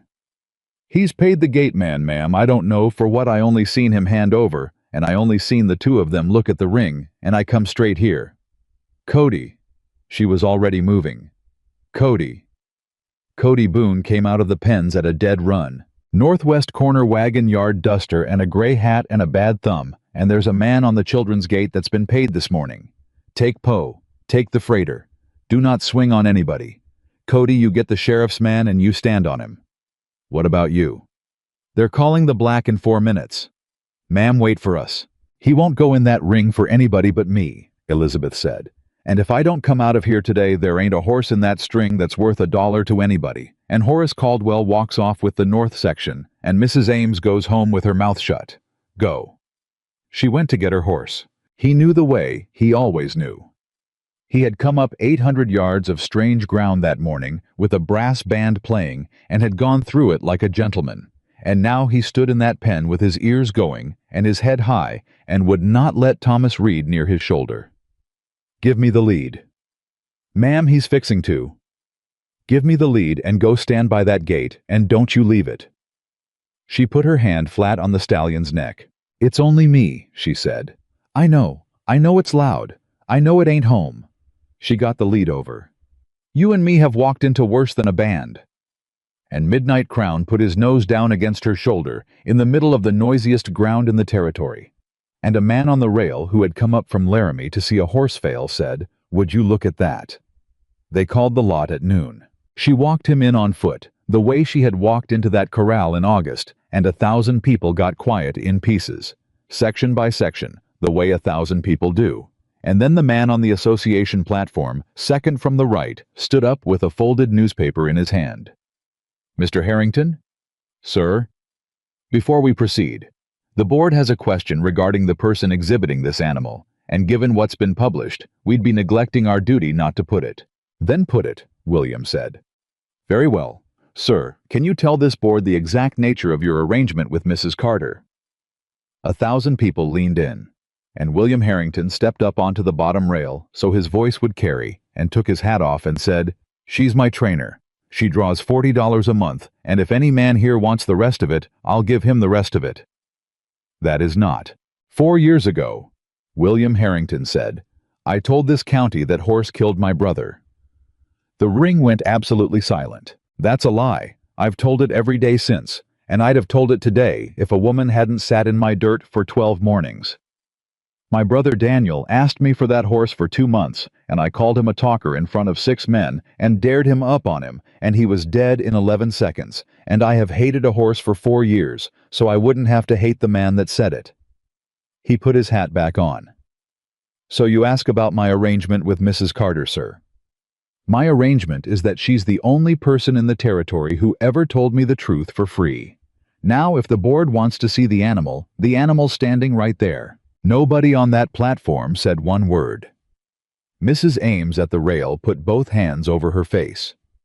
And Elizabeth Carter, standing in the middle of 1,000 people with a lead rope in her hand, looked at William Harrington across 40 feet of ground and could not have spoken if the territory depended on it. She got up on him at 4 minutes past noon. The saddle was Cody Boone's own, checked 3 times, and the black stood like a church horse, and she took him once around at a walk, and the crowd made a noise, and twice around at a trot, and the noise got bigger, and on the 3rd pass she let him out, and Midnight Crown went down the length of that ring in a long easy run, with his ears forward, and 1,000 people came up off their seats. Which is why nobody heard the dog. It came out of the northwest corner low and fast, with a rope end still on it, and 40 feet behind it came a boy of about 6 years old under the rail and into the ring, at a dead sprint, hollering at his puppy, and his mother's scream went up over the top of 1,000 people like a wire pulled tight. The stallion came around into it at speed. He saw the dog, and he saw the child, and every man on that rail understood at the same instant that there was not going to be time, and Midnight Crown went up straight up all the way up, and the crowd screamed, and William Harrington was over the rail before he knew he had moved. Elizabeth Carter did not pull. She came forward onto his neck with both hands under his mane, and she put her mouth by his ear, and she said the only 4 words she had ever had. "It's only me. I'm here." He came down. He came down, turning hard on his hocks with his shoulder dropping and the dirt going up in a wall, and the boy went down flat on his face with his arms over his head, and Midnight Crown stopped with his front feet planted 11 inches from that child's back, and stood there shaking from his ears to his tail, with a woman lying along his neck. 1,000 people made no sound at all. The dog ran on. The mother came over the rail, and the black stallion that Silver Creek County had called a killer for 4 years stood dead still with a boy under his chest and did not move 1 inch until she got down and picked the child up herself. The boy weighed nothing. That was the thing Elizabeth Carter would remember out of the whole day, when everything else had gone soft at the edges. She got her hands under his arms and picked him up, and he weighed nothing at all, and he was not crying. He was looking past her shoulder at the horse with his mouth open. "He's big," the boy said. "He is. He didn't step on me." "No," Elizabeth said. "He didn't." Then the mother came over the rail and took him out of her arms so hard that Elizabeth staggered, and the woman went down on her knees in the dirt with her son, and could not make a word come out, and 1,000 people came off the fence at once. "Back off." Cody Boone was in the ring, somehow arms out roaring. "Back off that horse, every one of you." "Cody." "Ma'am, sit down before you fall down. I need you to listen. You're bleeding at the mouth.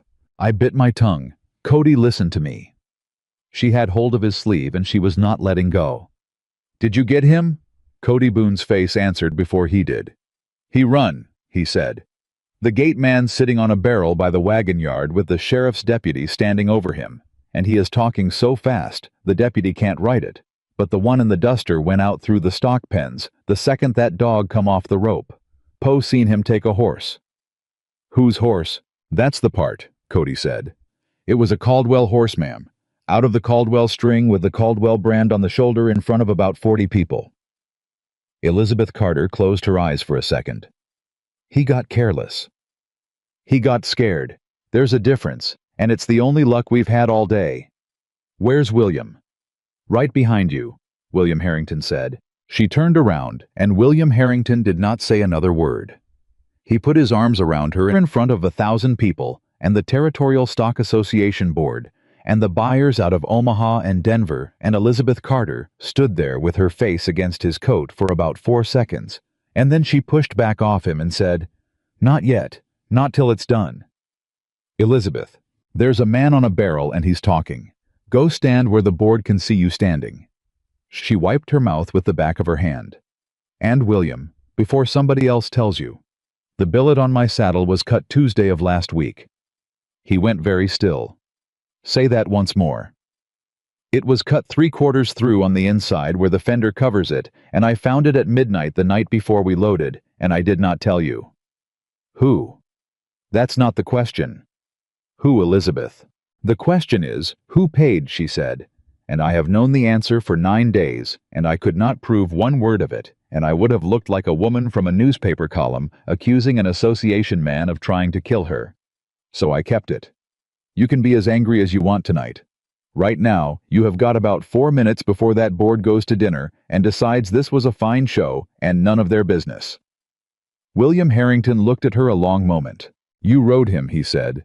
"You rode that horse in front of 1,000 people knowing somebody in this county wanted you thrown." "I rode Cody's saddle." "That is not an answer, ma'am. That's a fact standing where an answer ought to be." "I know it," Elizabeth said. "Go." The board did not go to dinner. Deacon came down off that platform with his coat unbuttoned and got the sheriff's deputy by the elbow, and the two of them stood over the gate man on his barrel for 11 minutes. And by the time they were done, there were 300 people standing in a half circle at a respectful distance, pretending not to listen and hearing every word. The gate man's name was Alvin Petty, and he had been keeping gates at county gatherings for 9 years for $1.50 a day. "He give me $2, Alvin Petty said for the 4th time, and all he said was, "When the black horse comes in the ring, don't be looking at the little gate for about a minute." That's all he said. That's every word. And the dog. "I never touched the dog." "Somebody cut a dog loose with a rope on him, Alvin." "I never touched the dog, and I never seen the boy.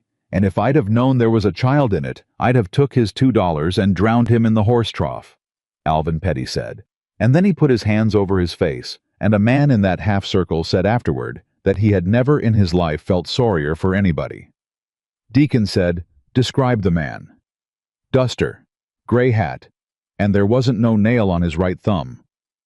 Somewhere behind the crowd a woman said, "Oh Lord." It was Mrs. Tandy, who kept the boarding house in Silver Creek, and who had rented a room on the 7th of the month to a man with a duster and a bad thumb, who had paid 3 weeks in advance in Cheyenne banknotes, and who had asked her on his first evening whether there was a young fellow in town named Reed with a sick wife. The half-circle turned around and looked at her. "He asked me by name," Mrs. Tandy said. "He asked me by name, and I told him where the boy lived because I thought he was a doctor.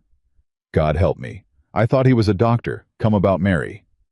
And that was when Thomas Reed walked out of the stock pens. Cody Boone saw him coming and moved to cut him off, and Elizabeth Carter said, "Let him." "Ma'am." "Let him, Cody." Thomas Reed came up through 300 people with his hat in both hands, and he did not look at any of them, and he stopped in front of the deputy and said in a voice that carried farther than he meant it to, "Sir, my name is Thomas Reed, and I cut that woman's saddle." Nobody made a sound. "I done it Tuesday the 6th, with a leather awl 3/4 through on the near billet. He give me $40 and a letter from a lung doctor in Denver for my wife who is dying, and I have got the letter here in my shirt, and I have got the $40 here in my hand, and I ain't spent a dime of it because I ain't been able to look at it." The deputy said, "Son, I ain't finished." "Son, you understand what you're saying in front of witnesses." "I understand it better than anybody standing here," Thomas Reed said. "I done it, and then I couldn't finish it, and I told her at midnight the night before we loaded, and she stood in that tack room, and she said one word to me. You want to know what she said?" 300 people waited. "She said, 'Good,'" Thomas Reed said. "I told her I'd have cut every strap on the place for my wife, and she said, 'Good.' That's the first honest thing anybody said to me since August. And then she kept me on. She kept me on, and she fed me, and she sent me out this morning to find the man that paid me, and I found him." He turned around and looked out at the crowd until he found the woman with the boy in her arms, and his voice finally broke. "Ma'am, I didn't know about your child. I want you to hear me say I didn't know. That don't make it lighter. I only want it said." Mrs. Ames stepped out of the crowd. She was 61 years old, and she had buried 4 people, and she walked up and stood beside Thomas Reed and said to the deputy, "Write down that he came forward on his own 2 feet with nobody holding him." "Ma'am, that ain't?" "Write it down." "Mrs. Ames, I have got a bill of sale in my handbag for a mare I never bought," she said, "in Horace Caldwell's hand dated 11 days after my son was buried, and I have carried it 4 years, and I intend to hand it to you in about 1 minute. So you will write down what I tell you to write down, young man, because you are about to have the biggest day of your career, and I am the reason for it." The deputy wrote it down. Horace Caldwell did not run. That was the thing that made men afraid of him for another 20 years in the telling. He came down off the platform at a walk with his coat buttoned and his hat straight, and he came through that crowd like a man crossing his own parlor, and he stopped in front of the deputy, and he said, "Well, Mr. Caldwell, you have a boarding house woman, a gatekeeper, a ranch hand, confessing to a crime, and a widow with a grudge and a piece of paper. Is that the sum of it, or is there more?" "Sir, there's a man riding one of your horses out of the county." "I have 40 horses, and I have not counted them today," Horace Caldwell said. "Neither have you. If a man stole one, that's a theft, and I'd like him found, and I'll pay for the finding." "He was seen taking it, sir, not hurrying." "Then he's a bold thief." "Mr. Caldwell," Deacon said. "Mr. Deacon? I've sat on that board with you 4 years. You have. And I've never once heard you volunteer to pay for anything," Deacon said. It went very quiet. "That's a poor joke, sir," Horace said. "It wasn't one."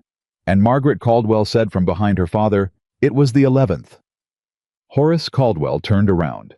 He turned around slowly, and 300 people watched a father look at his daughter, and Margaret Caldwell stood there in a gray dress with her hands at her sides, and did not step back. "Margaret, the man's name is Del Rusk," she said to the deputy, not to him. "He has worked for my father since before I was old enough to be told about it. He came to our house on the evening of the 11th of October, and sat at the kitchen table for an hour, and my father sent me out of the room, which he has done my entire life, and I stood in the hall like I have done my entire life, and I heard my father say, 'Not the woman, the horse. Make it the horse in front of the buyers.'" "That is enough," Horace Caldwell said. "I heard him say it. You are ill, and I'll thank this county to remember it." "I am not ill, Papa. I am 24 years old, and I have been in that hallway since I was 9. Her voice did not rise at all. "And I would have kept standing in it. I want that understood by everybody here because I don't want anybody's good opinion off of this. I would have kept standing in that hallway for the rest of my life if that boy had not gone under that horse." She looked at the woman holding the child. "I'm sorry," Margaret Caldwell said. "There's nothing after that. I'm sorry." Horace Caldwell said, "You will get in the buggy." "No." "Margaret." "No," she said. And Horace Caldwell made his first real mistake in 30 years because he took hold of his daughter's arm in front of 300 people, and Cody Boone was on him before William Harrington could get there. And it took Cody and the freighter and Ansel Poe to walk Horace Caldwell backward off her, and the sound the crowd made was not a gasp. It was lower than that, and uglier, and it was the sound of a county changing its mind all at once. They took Del Rusk on the road to Laramie 4 days later with a Caldwell horse under him and $11 in his boot, and he talked before they had him back in the county, because men like Del Rusk always talk, and men like Horace Caldwell always know it and hire them anyway.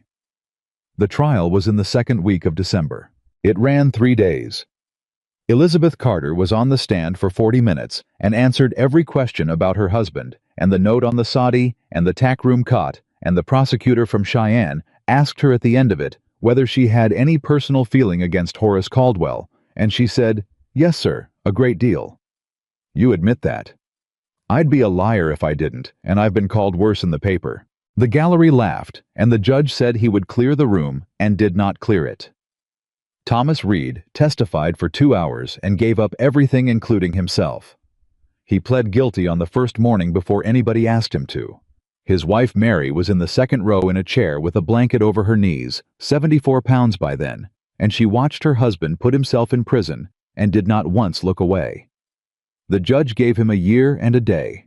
High gave him a year and a day, and then he did something nobody in that courtroom had ever seen a judge do, which was to say out loud from the bench, "Mr. Reed, I am obliged to note that you came forward before any officer of this territory had your name, and that you did so while employed by the woman you injured at her sufferance. I have been on this bench 19 years, and I have not had that happen before. I am not able to give you less than a year. I am able to say that in front of your wife." Mary Reed put her face in her hands. Elizabeth Carter got up out of the gallery and walked out of that courtroom and stood in the cold, with her arms folded, until William came out after her. "He got a year," William said. "I heard." Elizabeth. "He cut my saddle," she said, "and I'd have done the same for Tom, and I have been sitting in that room for 3 days trying to hold both of those, and I can't get my hands around it." "You don't have to." "Then what do I do with it?" "You put it down," William said. "It'll keep." She laughed once, and it came out wrong, and he put his coat around her shoulders, and they stood there. Horace Caldwell was convicted on the 3rd day of conspiracy to commit malicious mischief and conspiracy to endanger and the reckless endangerment of a child, and the jury was out 90 minutes, and 11 of the 12 men on it had laughed at Elizabeth Carter in the Harrington yard in August. He got 4 years in Laramie. He served 22 months and came out to find that the Territorial Stock Association had removed him in his absence, that his water rights case had gone against him for the first time in his life, and that his name in Silver Creek County had become the thing you said about a man when you wanted to say the worst thing. He never spoke to his daughter again. He wrote to her twice from Laramie, and the letters were not apologies, and she kept them unopened in a drawer for the rest of her life, and told a friend 40 years later that she had opened them at 80 and found nothing in them she had not already known at 24. Margaret Caldwell did not stay in Silver Creek. She came out to the Harrington place once more in the last week of December in a plain coat with 2 trunks in the back of a hired wagon and a train to catch at Cheyenne. "I'm going to St. Louis," she said. "My mother's sister. She's disagreeable, and she's honest, and I think that's the correct order for me at present." "Margaret," William said, "don't." "I'd like to say." "I know what you'd like to say, and I would rather leave without it." She turned to Elizabeth. "Mrs. Carter, Miss Caldwell. You asked me a question at a fence in August." "I remember." "I have had 5 months to answer it, and the answer is no," Margaret Caldwell said. "I did not love him. I loved the idea that somebody in this county was going to be finished by me.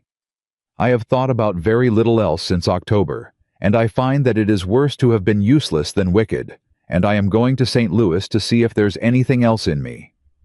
"There is," Elizabeth said. "You don't know that." "No, ma'am, I don't. But I've spent my whole life putting hands on animals nobody wanted anything to do with, and I'll tell you what I learned. Nothing that's rotten all the way through ever stands in a hallway for 15 years feeling bad about it." Margaret Caldwell stood there with that for a moment. "That is a very strange kindness," she said. "It's the only kind I've got." Margaret got up into the wagon. Then she said, "The boy. The Pratt boy. He's well. I sent his mother money, and she sent it back." "I know she did." "Was that right of her?" "That was right of her," Elizabeth said. "And it'll be right of you to send it again in a year, and it'll be right of her to keep it that time. And there ain't a soul on earth can tell you the day in between. You just have to keep showing up." Margaret Caldwell laughed, which nobody in Silver Creek County had ever heard her do, and drove away and wrote to Elizabeth Carter twice a year for 11 years. The note on the Harrington Ranch was paid off on the 4th of March. It was not paid by a rich man. It was paid by 19 horses out of Omaha and Denver at prices that made Cody Boone sit down on a feed sack, and by a territorial stock association that suddenly could not do enough for William Harrington, and by a stallion that 6 men from 3 states came to look at that winter, none of whom went home with him. "They keep asking the price," William said. "There ain't one. That's what I keep a-telling them. There's a man from Kansas City coming Thursday who don't believe me." "Then he can come Thursday," Elizabeth said, "and I'll tell him myself." She told him herself. It took 4 minutes, and the man from Kansas City went away and told the story for years, and the version he told had her saying something noble, and what she actually said was, "Mister, that horse has been sold twice in his life, and both times a man decided it's standing about where you're standing, and he ain't going to be sold a third time by a fella who's never once seen him in the dark." Mary Reed died on the 9th of February. She lived long enough to see the doctor from Denver, who came anyway in November, because Deacon of the association wrote to him and paid him out of his own pocket, and never told anybody, and it was found out 4 years later by accident. The doctor could not do anything. He was honest about it, which was more than she had gotten in a year. She died in the front bedroom of the Harrington house because Elizabeth Carter had gone and gotten her out of that boarding house in November, and would not hear one word about it from anybody. And Mrs. Ames sat with her the last 2 nights, and the baby, a girl, was 7 weeks old and healthy and loud. They named her Josie, for Elizabeth's father. Thomas Reed served his year and a day, and came out in December of 1885, and he walked from the depot to the Harrington place 11 miles, and got there after dark, and stood in the yard without knocking on anything. Cody Boone found him. "You going to stand out here all night?" "I don't know that I'm welcome, Mr. Boone." "You ain't," Cody said. "Not by me. I want that plane. I have thought about you for a year, and I ain't got anywhere good with it." "Yes, sir. But your daughter's asleep in that house," Cody Boone said, "and there's a woman in there who has been telling that child for a year that her daddy's coming, and I ain't going to make a liar out of Elizabeth Carter on my own say-so. So take your hat off and come in, and don't you expect anything from me for a while."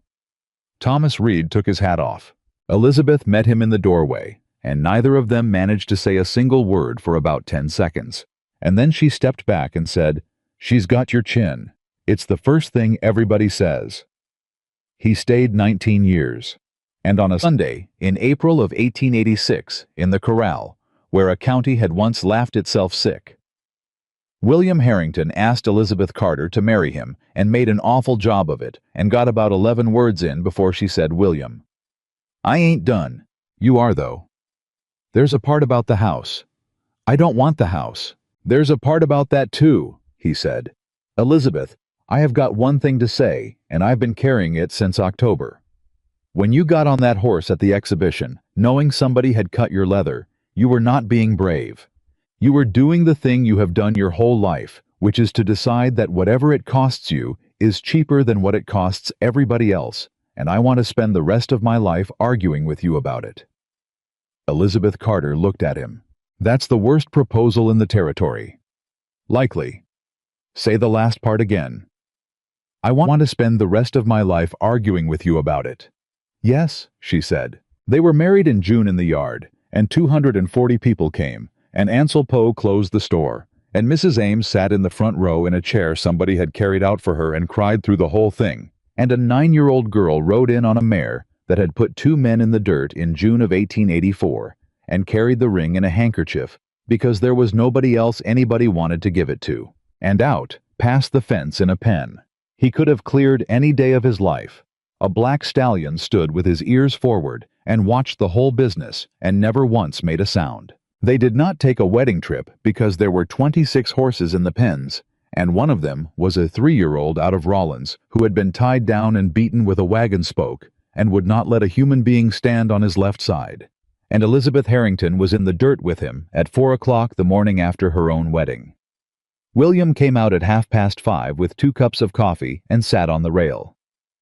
"Folks are going to talk about this." "Folks talk. My wife of 11 hours is sitting in a corral in her second-best dress. Your wife of 11 hours, Elizabeth said, has a colt that ain't been able to see out of one side of his own head since April, and he don't know it's Monday, and he don't care whose name I signed. No, William said.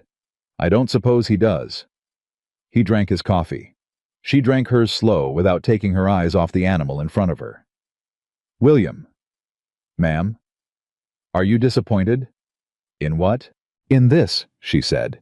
In getting a woman who gets up at 4. William Harrington thought about that longer than she expected him to, which was one of the reasons she had married him. I spent 4 years married to a grave, he said. It never once got up early to do anything. No, ma'am, I ain't disappointed. By the fall of 1886, there were 31 horses on the place that belonged to other men, and a list of 19 more, and William had built her a proper training barn, with a wide door and a dirt floor and no stall in it that a horse could not see out of. He put a sign on the road because Cody Boone kept having to give directions. The sign said Harrington and Elizabeth made him take it down. It ain't a Harrington operation. You're a Harrington. I'm a Harrington in the house, she said. In that barn, I'm Josiah Farrow's girl, and half those horses are Ansel Poe's and the Freighters and Mrs. Tandy's. And if you put your name on the road, then every man who brings me an animal is bringing it to you, and he'll take his hat off to you, and he'll talk to you over my head about his own horse. That's a fine distinction. It ain't a distinction at all. It's the whole business, Elizabeth said. A man who won't say a thing to my face won't tell me the truth about what he done to that horse. And if I don't know what he done to it, I am working blind, and it will take me 4 months instead of 6 weeks. So the sign came down, and the new one said, Second Chance, which Cody Boone thought was sentimental, and said so twice, and which strangers used to find the road for the next 50 years. The rule came in November, and it came in hard. A man named Ivor Shanks drove up from Medicine Bow with a 5-year-old gelding, tied so short in the wagon that the horse had rubbed his poll raw, and he got down and said, I hear you take the mean ones. I take the frightened ones. Well, this one's mean. Untie him, please. He'll go. Untie him, Elizabeth said, and we'll find out what he does when he ain't got a choice about it. Ivor Shanks untied him, and the gelding came off that wagon and stood shaking, and Elizabeth Harrington walked all the way around him without touching him, and she was quiet a good while. How long has he been like this? Since spring. What happened in the spring? Nothing happened in the spring. She came around and looked at Ivor Shanks and said, Mr. Shanks, he's got a scar under that mane about 4 inches long, and it's a clean line, and it healed bad, and I have seen that exact mark twice in my life, and both times it was a chain. Ivor Shanks's face did a thing. My boy done it, he said. Not me. How old's your boy? 17. Then where'd he learn it? She said. And there it was, out in the yard in front of Cody Boone, and 2 hired men and a 14-year-old girl who had come out from town to watch and pretend she was doing an errand. Now listen here, Ivor Shanks said. I'll take your horse, Elizabeth said. 6 weeks, $12, and he goes home better. But there's a condition on it, and it ain't money. What condition? You come with him. I beg your pardon. You'll drive up on Saturdays, 4 of the 6. You'll stand in that barn, and you'll do what I tell you to do with your own 2 hands, and you will not raise your voice once inside that door, and at the end of it, you will be able to catch that animal in an open field, which you cannot do today, and we both know it. Ivor Shanks laughed. I ain't going to school. Then take him home. You're turning down $12. I'm turning down doing 6 weeks of work so a man can undo it in 9 days and tell the county I'm a fraud, Elizabeth said. Mister, I can fix your horse. I cannot fix your horse, and also not fix you. Nobody can. There ain't a trainer breathing who can hand a man back a gentled animal and have it stay gentled if the man's the reason. He stood there in the yard with his hat in his hand and his ears red. Saturdays, he said. 4 of the 6. And nobody's got to know. Everybody's going to know, Elizabeth said. You'll be standing in a barn with the door open, but I'll tell you what nobody's going to know, and that's what I say to you in there, and I have never once repeated it, and you can ask anybody in this county. Ivor Shanks came the 4 Saturdays. He came all 6. On the last one he stood in that barn with tears running into his collar and said, "I want to say something, and I don't want you to answer me." "All right." "My father used a chain," Ivor Shanks said. "I know it." "How do you know it?" "Because 17-year-old boys don't invent things," she said. "They inherit them." He drove his horse home, and he never wrote, and he never came back. And 11 years later, his son Peter Shanks turned up on that road with a wagon of his own, and 2 ruined mares, and a letter in his pocket from his father that he would not let anybody read. And Elizabeth Harrington took the mares and did not charge him a dime. The showman came in the spring of 1887. He came out of Omaha in a coat that cost more than the barn, and he had a card printed with his name on it, and he sat in William's parlor and talked for 40 minutes without letting anybody else say a word, and what he was offering was $200 a week. "A week, ma'am. 28 cities. The horse that saved a child.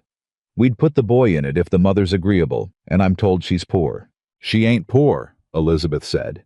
"She's a widow. There's a difference, and you'd have to have been one to know it." "200 a week." "No." "Mrs. Harrington, with respect, you're a horse trainer in a county with 400 people in it." "Yes, sir." "I'm offering you the United States." "You're offering me a tent," Elizabeth said, "and a band and 28 strange towns in a row and a stallion who was 4 years learning that a loud noise ain't the end of the world. And the first night some fool sets off a firecracker in Council Bluffs, and I lose every hour of it, and I don't get it back, and he don't get it back, and you'll have moved on to a bear." "You'd be famous." "I'm already talked about," she said. "It ain't the same thing, but it's close enough to have taught me the difference." The showman appealed to William the way men did. "Mr. Harrington, talk sense to her." And William Harrington said, "Sir, I made a promise in a corral in August of '84 that I would not go over a rail no matter what it looked like. It was the hardest thing I ever did, and it worked out, and I've been operating on that principle ever since." She said no. The showman went back to Omaha and printed something ugly in a circular, and nobody in Silver Creek County ever saw it. And Ansel Poe, who did see it, burned it in his stove and told nobody for 9 years. Mrs. Ames died in the January of 1888. She was 65, and she went the way she had done everything else, which was without any fuss and slightly ahead of schedule. Elizabeth sat with her the last 4 nights, and on the second one, Mrs. Ames said, "Sit up here where I can see you. I'm here." "Say it the other way." "Ma'am." "The way you say it to the horses," Mrs. Ames said. "I've heard about it for 4 years, and I'd like it said to me one time." And Elizabeth Harrington leaned in close to a dying woman's ear and said, "It's only me. I'm here." Mrs. Ames closed her eyes. "That's a good thing to have," she said. "That's a very good thing to have, and my Michael didn't have it, and there was 11 men behind that barn, and not one of them said it, and I have wanted for 4 years to know whether he was frightened at the end, and nobody will ever tell me." "He was 17. "Yes." "Then he was frightened," Elizabeth said. "And he did it anyway, and I have met a great many grown men who couldn't manage the second part." Mrs. Ames left her house in Silver Creek to the county with a condition on it that took the lawyers 11 weeks to work out, and the condition was that it be a school. Not a proper school. There was already one of those. A place where a girl who could not pay could learn a trade of some kind, any trade, and the trustees could decide what. The trustees decided horses, because by 1888 there was nothing else that made any sense. Elizabeth Harrington took her first 4 students in the march. They were 14, 15, 15, and 11, and the 11-year-old was Josie Reed, who did not need the school, and came anyway because nobody could keep her out of the barn. The oldest of them, a girl named Ruth Pratt, was the sister of the boy who had gone under the horse. "My mother says I'm to ask you something," Ruth Pratt said on the first morning, standing very straight. "Ask it." "She says, is it true you don't hit them?" "It's true." "Not ever." "Not ever." "Then how do they know?" Ruth Pratt said. And it was not a smart question, and it was not a stupid one. It was the only question, and every one of those 4 girls was watching to see how it got answered. Elizabeth sat down on a feed sack, so she was lower than all of them. "How does a person know?" she said. "How'd you learn your mother loved you? She ever set you down and say it in words? No, ma'am. Then how? Ruth Pratt thought about it. She was there, she said. Every day of my life. Then you know the whole business already, Elizabeth said, and everything else I teach you in this barn is just the hands. 3 of those 4 girls trained horses for a living. Ruth Pratt ran a string in Colorado for 28 years and had 11 women working for her at the height of it, and when they interviewed her for a Denver paper in 1931 and asked who taught her, she said a widow in Wyoming who sat in the dirt, and the man from the paper thought she was being poetic. The baby came in the September of 1888 and did not live an hour. It was a boy. Elizabeth was 30 years old, and the doctor came out from Cheyenne and was honest with her afterward, in the way she had always asked people to be honest with her. And what he said was that there was no reason, that sometimes there was no reason, and that she would likely have others and might not. William Harrington sat on the edge of that bed for 2 days and did not go out to the barn once. Cody's got it. I know he's got it. There's the sorrel. Cody's got the sorrel. William. I ain't leaving this room, William Harrington said, so you can quit working on it. On the 4th day, she got up. On the 5th, she walked to the fence.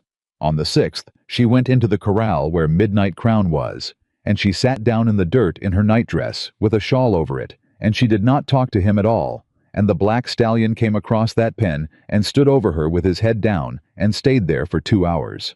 Cody Boone came to the rail and saw it and went away again without a word, and told the hands that anybody who came around that corral before supper would answer to him personally.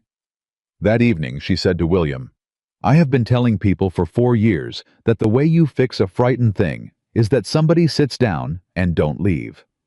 You have. I never once thought about who was supposed to do it for me. Well, William said. Now you know. Now I know, she said, and put her head on his shoulder. And that was the whole of what either of them ever said about it out loud. They had a daughter in 1890 and a son in 1893, and both of them lived, and the daughter was named Ellen for Mrs. Ames, and the boy was named Daniel, and William Harrington could not say his own son's name without stopping for the first 6 months.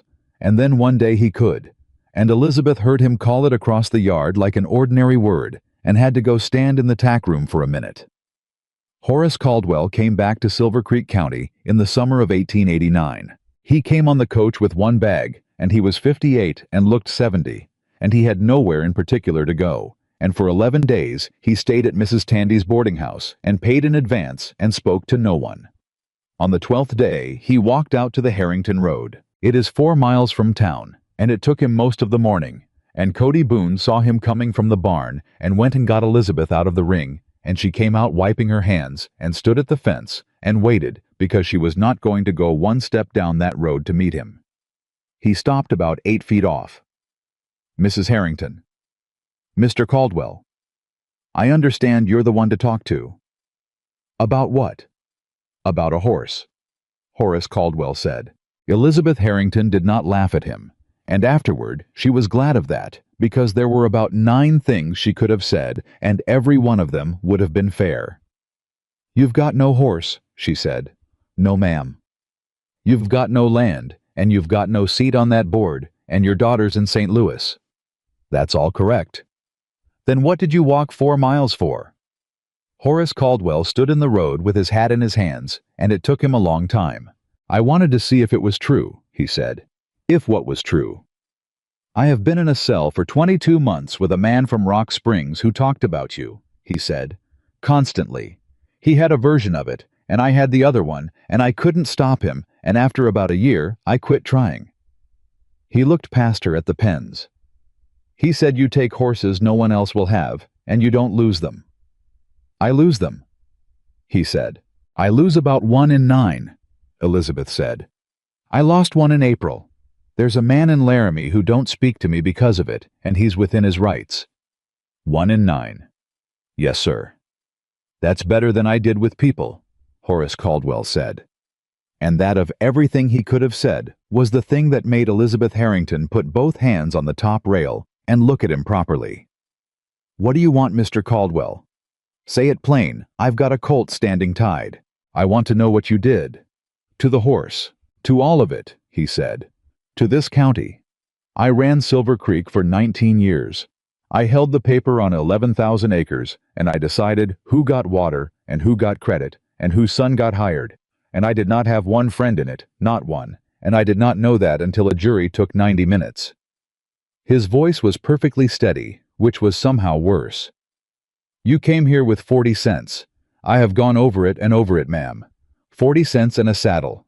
And I would like one person to tell me what it was, because I have had 22 months and I cannot find it.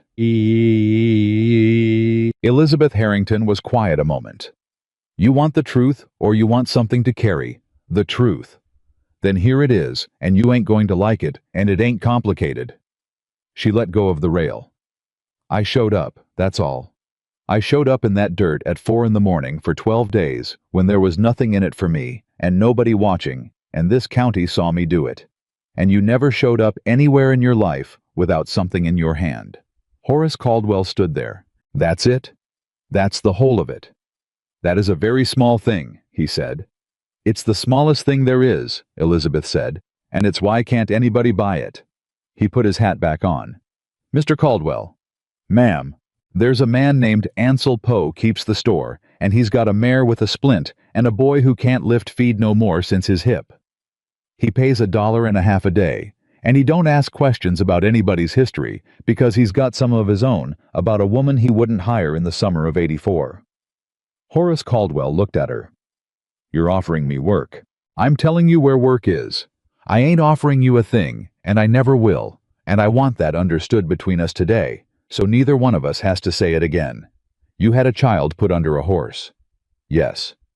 I don't forgive that, and I don't intend to, and I have thought about it a great deal, and made my peace with not being a better woman. Then why tell me about Poe? Because you asked me a real question, Elizabeth said, and in my experience a man don't ask a real question twice if nobody answers it the first time. He did not take the work at Poe's. He went to Cheyenne in the fall and clerked for a stock company for 11 years and died in 1900, and the only person from Silver Creek County at the funeral was deacon of the association, who went because he had sat next to the man for 4 years and could not explain it any better than that. Margaret Caldwell wrote twice a year for 11 years. She married a St. Louis man in 1892 who did something with river insurance and was by her own account kind and dull and honest, and she wrote about him the way people write about weather they are grateful for. She had 3 children. She taught in a Sunday school for 19 years and never once told anybody in Missouri who her father was. In 1895, she wrote a letter that Elizabeth kept in a tin box for the rest of her life, and the whole thing was 4 lines long. She wrote that a boy in her Sunday class had been caught stealing, and that the other teachers wanted him put out, and that she had stood up in a room full of people and said no, and that her hands had shaken so badly she had to hold the table, and that walking home she had thought about a fence in August of 1884, and a woman who had asked her whether she loved him. She wrote, I am 42 years old, and this is the first thing I have ever done that was not for myself. I wanted you to know it took 11 years. Do not write back about it. I could not stand it. Elizabeth did not write back about it. She wrote back about the horses 4 pages of it the way she always did. Thomas Reed stayed 19 years. He never once asked for a raise, and he never once missed a morning. And for the first 3 of those years, Cody Boone spoke to him only about work. Not cruelly, just about work, and only about work, and the whole place knew it, and nobody interfered, least of all Elizabeth. It ended in the spring of 1889 in a wreck. A 3-year-old went through a fence with Cody Boone up and rolled him, and came down on his leg, and it was Thomas Reed who got there first, and Thomas Reed who got that horse off him, and Thomas Reed who carried him 300 yards to the house with a broken thigh bone grinding the whole way, while Cody Boone cursed him with everything he had. They set the leg on the kitchen table. It took 4 of them. That night, Cody Boone said, Reed. Sir? Sit down. Thomas Reed sat down. I have been hard on you.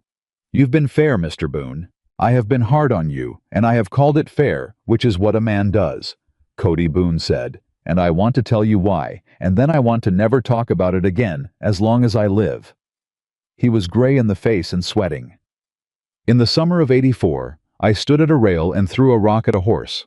And then I stood by that same rail for 4 years and watched my boss put a rifle sight on that animal for a thing his own brother done, and I never opened my mouth not one time because he paid me $55 a month. Sir? And then you come along, Cody Boone said, and you cut a woman's saddle for $40 and a doctor, and you went and stood up in front of 300 people and said so with nobody's hand on your collar. He looked at the ceiling. You did in one afternoon what I couldn't do in 4 years. And I have hated you for it since October of '84 and called it something else. Thomas Reed did not say anything for a while. Mr. Boone, he said finally, I'd rather have been you. I want you to know that. I've thought about it every day for 5 years, and I'd 100 times rather have been the man that stayed quiet than the man that done it. I know you would, Cody Boone said. And that's the difference between us, son, and it don't run the way either of us thought it did. They worked together for another 14 years. Midnight Crown lived to be 26. He never was anything but what he was. He never turned into a child's pony, and he never lost the thing in him that made strangers stop talking when they came around the corner of the barn. There were 4 people on that place he would let put a hand on him without ceremony, and one of them was Elizabeth, and one was Josie Reed, and one was Ellen Harrington, and one from about 1891 on was William. He sired 31 foals. 19 of them went to people who came from more than 100 miles off, and there is a line of them still in Wyoming and Montana that horsemen argue about, and the argument is always the same, which is that they are slower to come to you than most, and steadier once they get there. He went blind in the left eye in 1904 and did not much care. In the autumn of 1906, he went down in the pasture and could not get up. And Cody Boone came to the house at 5 in the morning, 60 years old, and walking with a stick, and knocked on the door and said, "Ma'am." Elizabeth Harrington was 48 years old, and she knew before he finished the word. They got him up once. He stood for about an hour, and then he went down again, and the second time everybody there knew it was the last time, and William sent Ellen for the doctor, even though there was no use in it, because he could not stand the thought of doing nothing. Elizabeth sat down in the grass by his head. "It's only me," she said. "I'm here." His ear came around. "That's right. That's all it is. Nobody's coming." She got her hand under his jaw. 22 years, you contrary old fool. 22 years, and you never once let a man walk up to you, like it was nothing, and I was glad of it. I want you to know I was glad of it. I never wanted you tame. I only wanted you not afraid, and that's a different thing. And there ain't 9 people alive who understand the difference, and every one of them is standing in this field. William Harrington knelt down on the other side. He had been 57 that spring, and his knees were not what they were, and he got down there anyway, and he put his hand flat on that black neck, the way he had watched a woman do it in a corral 22 years before, and he said, "I'm going to say the thing now." "Say it." "I've been carrying it since '84. "Then say it, William." And William Harrington, who had been a wealthy man, and a broken one, and a hard one, and finally something else, leaned down close to a dying horse and said, "It wasn't you, it was me. And I said it out loud in front of 1,000 people, and I've said it every year since to anybody who'd hold still, and I'm going to say it to you now, because you're the only one I never got around to." His voice went. "You didn't kill my brother. I dared him. You were 19 months old and somebody had already put a chain on you, and I never once asked who. I'm sorry. 22 years and I never said it to you plain. I'm sorry." Midnight Crown died at 10 minutes past 8 in the morning, with a woman's hand under his jaw and a man's hand on his neck, and he did not thrash, and he did not call, and Cody Boone stood at the fence with his hat off and his stick shaking under him, and Josie Reed, who was 28 and had 2 children of her own, and had learned to ride on that horse's back at the age of 6, sat down in the grass 40 feet away, and cried like she was 9. They buried him on the rise above the north pasture, and they did it themselves, all 4 of them, and it took a day and a half. There is no stone. Elizabeth would not have one. "Folks'll want a marker," William said. "Folks want a great many things. They'll come out here looking." "Then they can look at the ranch," she said. "That's the marker. Every horse in every one of those pens is the marker. He don't need his name on a rock, so people from Cheyenne can stand on him." She was 61 when the first man came out to write it down properly. He was from a magazine in the East, and he had a photographer with him, and he sat in the parlor of the Harrington house in 1919, with his notebook open, and asked her to tell it from the beginning. And Elizabeth Harrington told him about a coach and 40 cents and a saddle too heavy to carry, and he wrote it all down, and then he said, "Mrs. Harrington, forgive me. What I want is the moment." The moment. The moment the horse gave in. Our readers will want that. The instant he broke. Elizabeth Harrington set down her cup. "Sir," she said, "there wasn't one." "There must have been." "There wasn't," she said. "There was 12 mornings. There was a Tuesday where he came 4 steps closer than he did on Monday, and a Thursday where he went backward, and I sat there anyway, and a Saturday where I stood up and he hit the far rail, and I had to start most of it over. That's the moment. There's 100 of them, and they're all the same one, and not a single one of them would look like anything in your photograph." The man from the magazine wrote something down. "That's less dramatic than the story I was told." "I know it. Folks in New York have heard that a woman tamed a killer horse in front of a county. Folks in New York have heard a lie that makes it sound easy," Elizabeth Harrington said, "and I'd take it as a kindness if you'd print the true one, because there is a girl somewhere reading your magazine who has got something in her life she thinks is hopeless, and if you tell her it happened in a moment, she'll wait her whole life for the moment. It don't come. Tell her about the Tuesdays." He printed it. Both versions in the end, because that is what men like him did, but he printed the Tuesdays too, and the letters came for 2 years. She trained horses until she was 74. Not well the last few years. She said so herself, and turned the difficult ones over to Josie Reed and to Ellen, and to a woman named Alma Boone, who was Cody's granddaughter, and better with a frightened animal than anybody Elizabeth ever taught, including herself, which she said out loud, and often, and meant. William Harrington died in the March of 1929, at 80 in his own bed, and she was holding his hand. He had been failing about a year, and he had been perfectly clear about all of it. And on the last afternoon he said, "Elizabeth, I'm here. Say the whole thing." "It's only me," she said. "I'm here. There it is. There it is. You know what I've been thinking about?" His eyes were shut. "The rail. In August.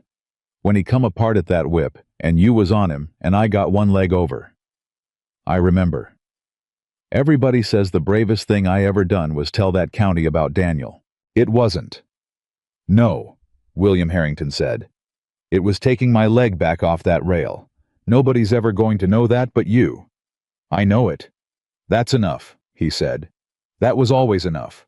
That was the whole of what I ever wanted, ma'am, was one person that knew the true version. She buried him on the rise above the north pasture 40 feet from a horse, and there is a stone for him because he had asked for one, and what is cut on it is his name and his dates, and one line underneath that the mason argued about because he thought it was unfinished.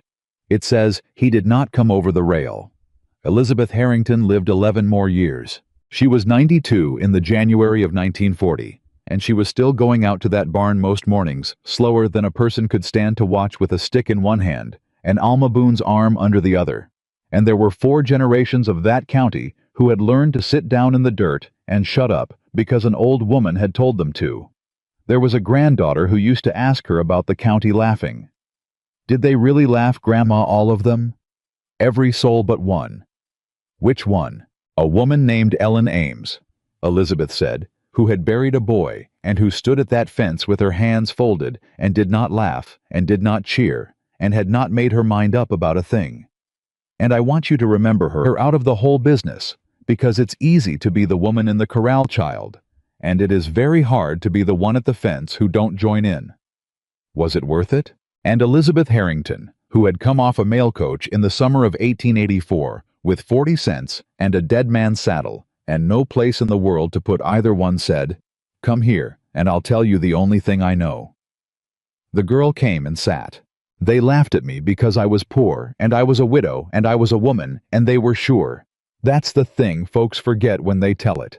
They wasn't cruel. They was certain.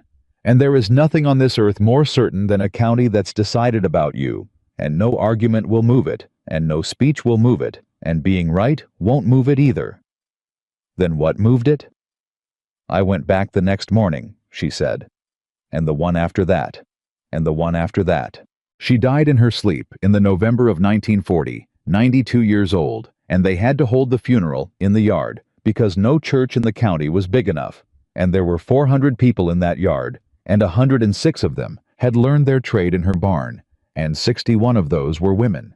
They still tell it in that part of Wyoming. They tell about the summer. A penniless widow walked toward the gate of a horse that had broken 3 men and buried 1, while an entire county laughed itself sick, and a rich man's daughter smiled, and a broken man ran to stop her. They tell how she slid that bolt, and how the laughing stopped, and how the killer stallion lowered his head to a woman nobody in the world had wanted. But that is not the part that matters, and Elizabeth Harrington spent 56 years telling anyone who would listen the part that does. She did not tame him with love or with courage or with any secret her father carried home from the army. She sat down in the dirt where a frightened creature could see her, and she came back the next morning, and the next, and the one after that, until the fear ran out before she did. That is all it ever was. That is all it ever is.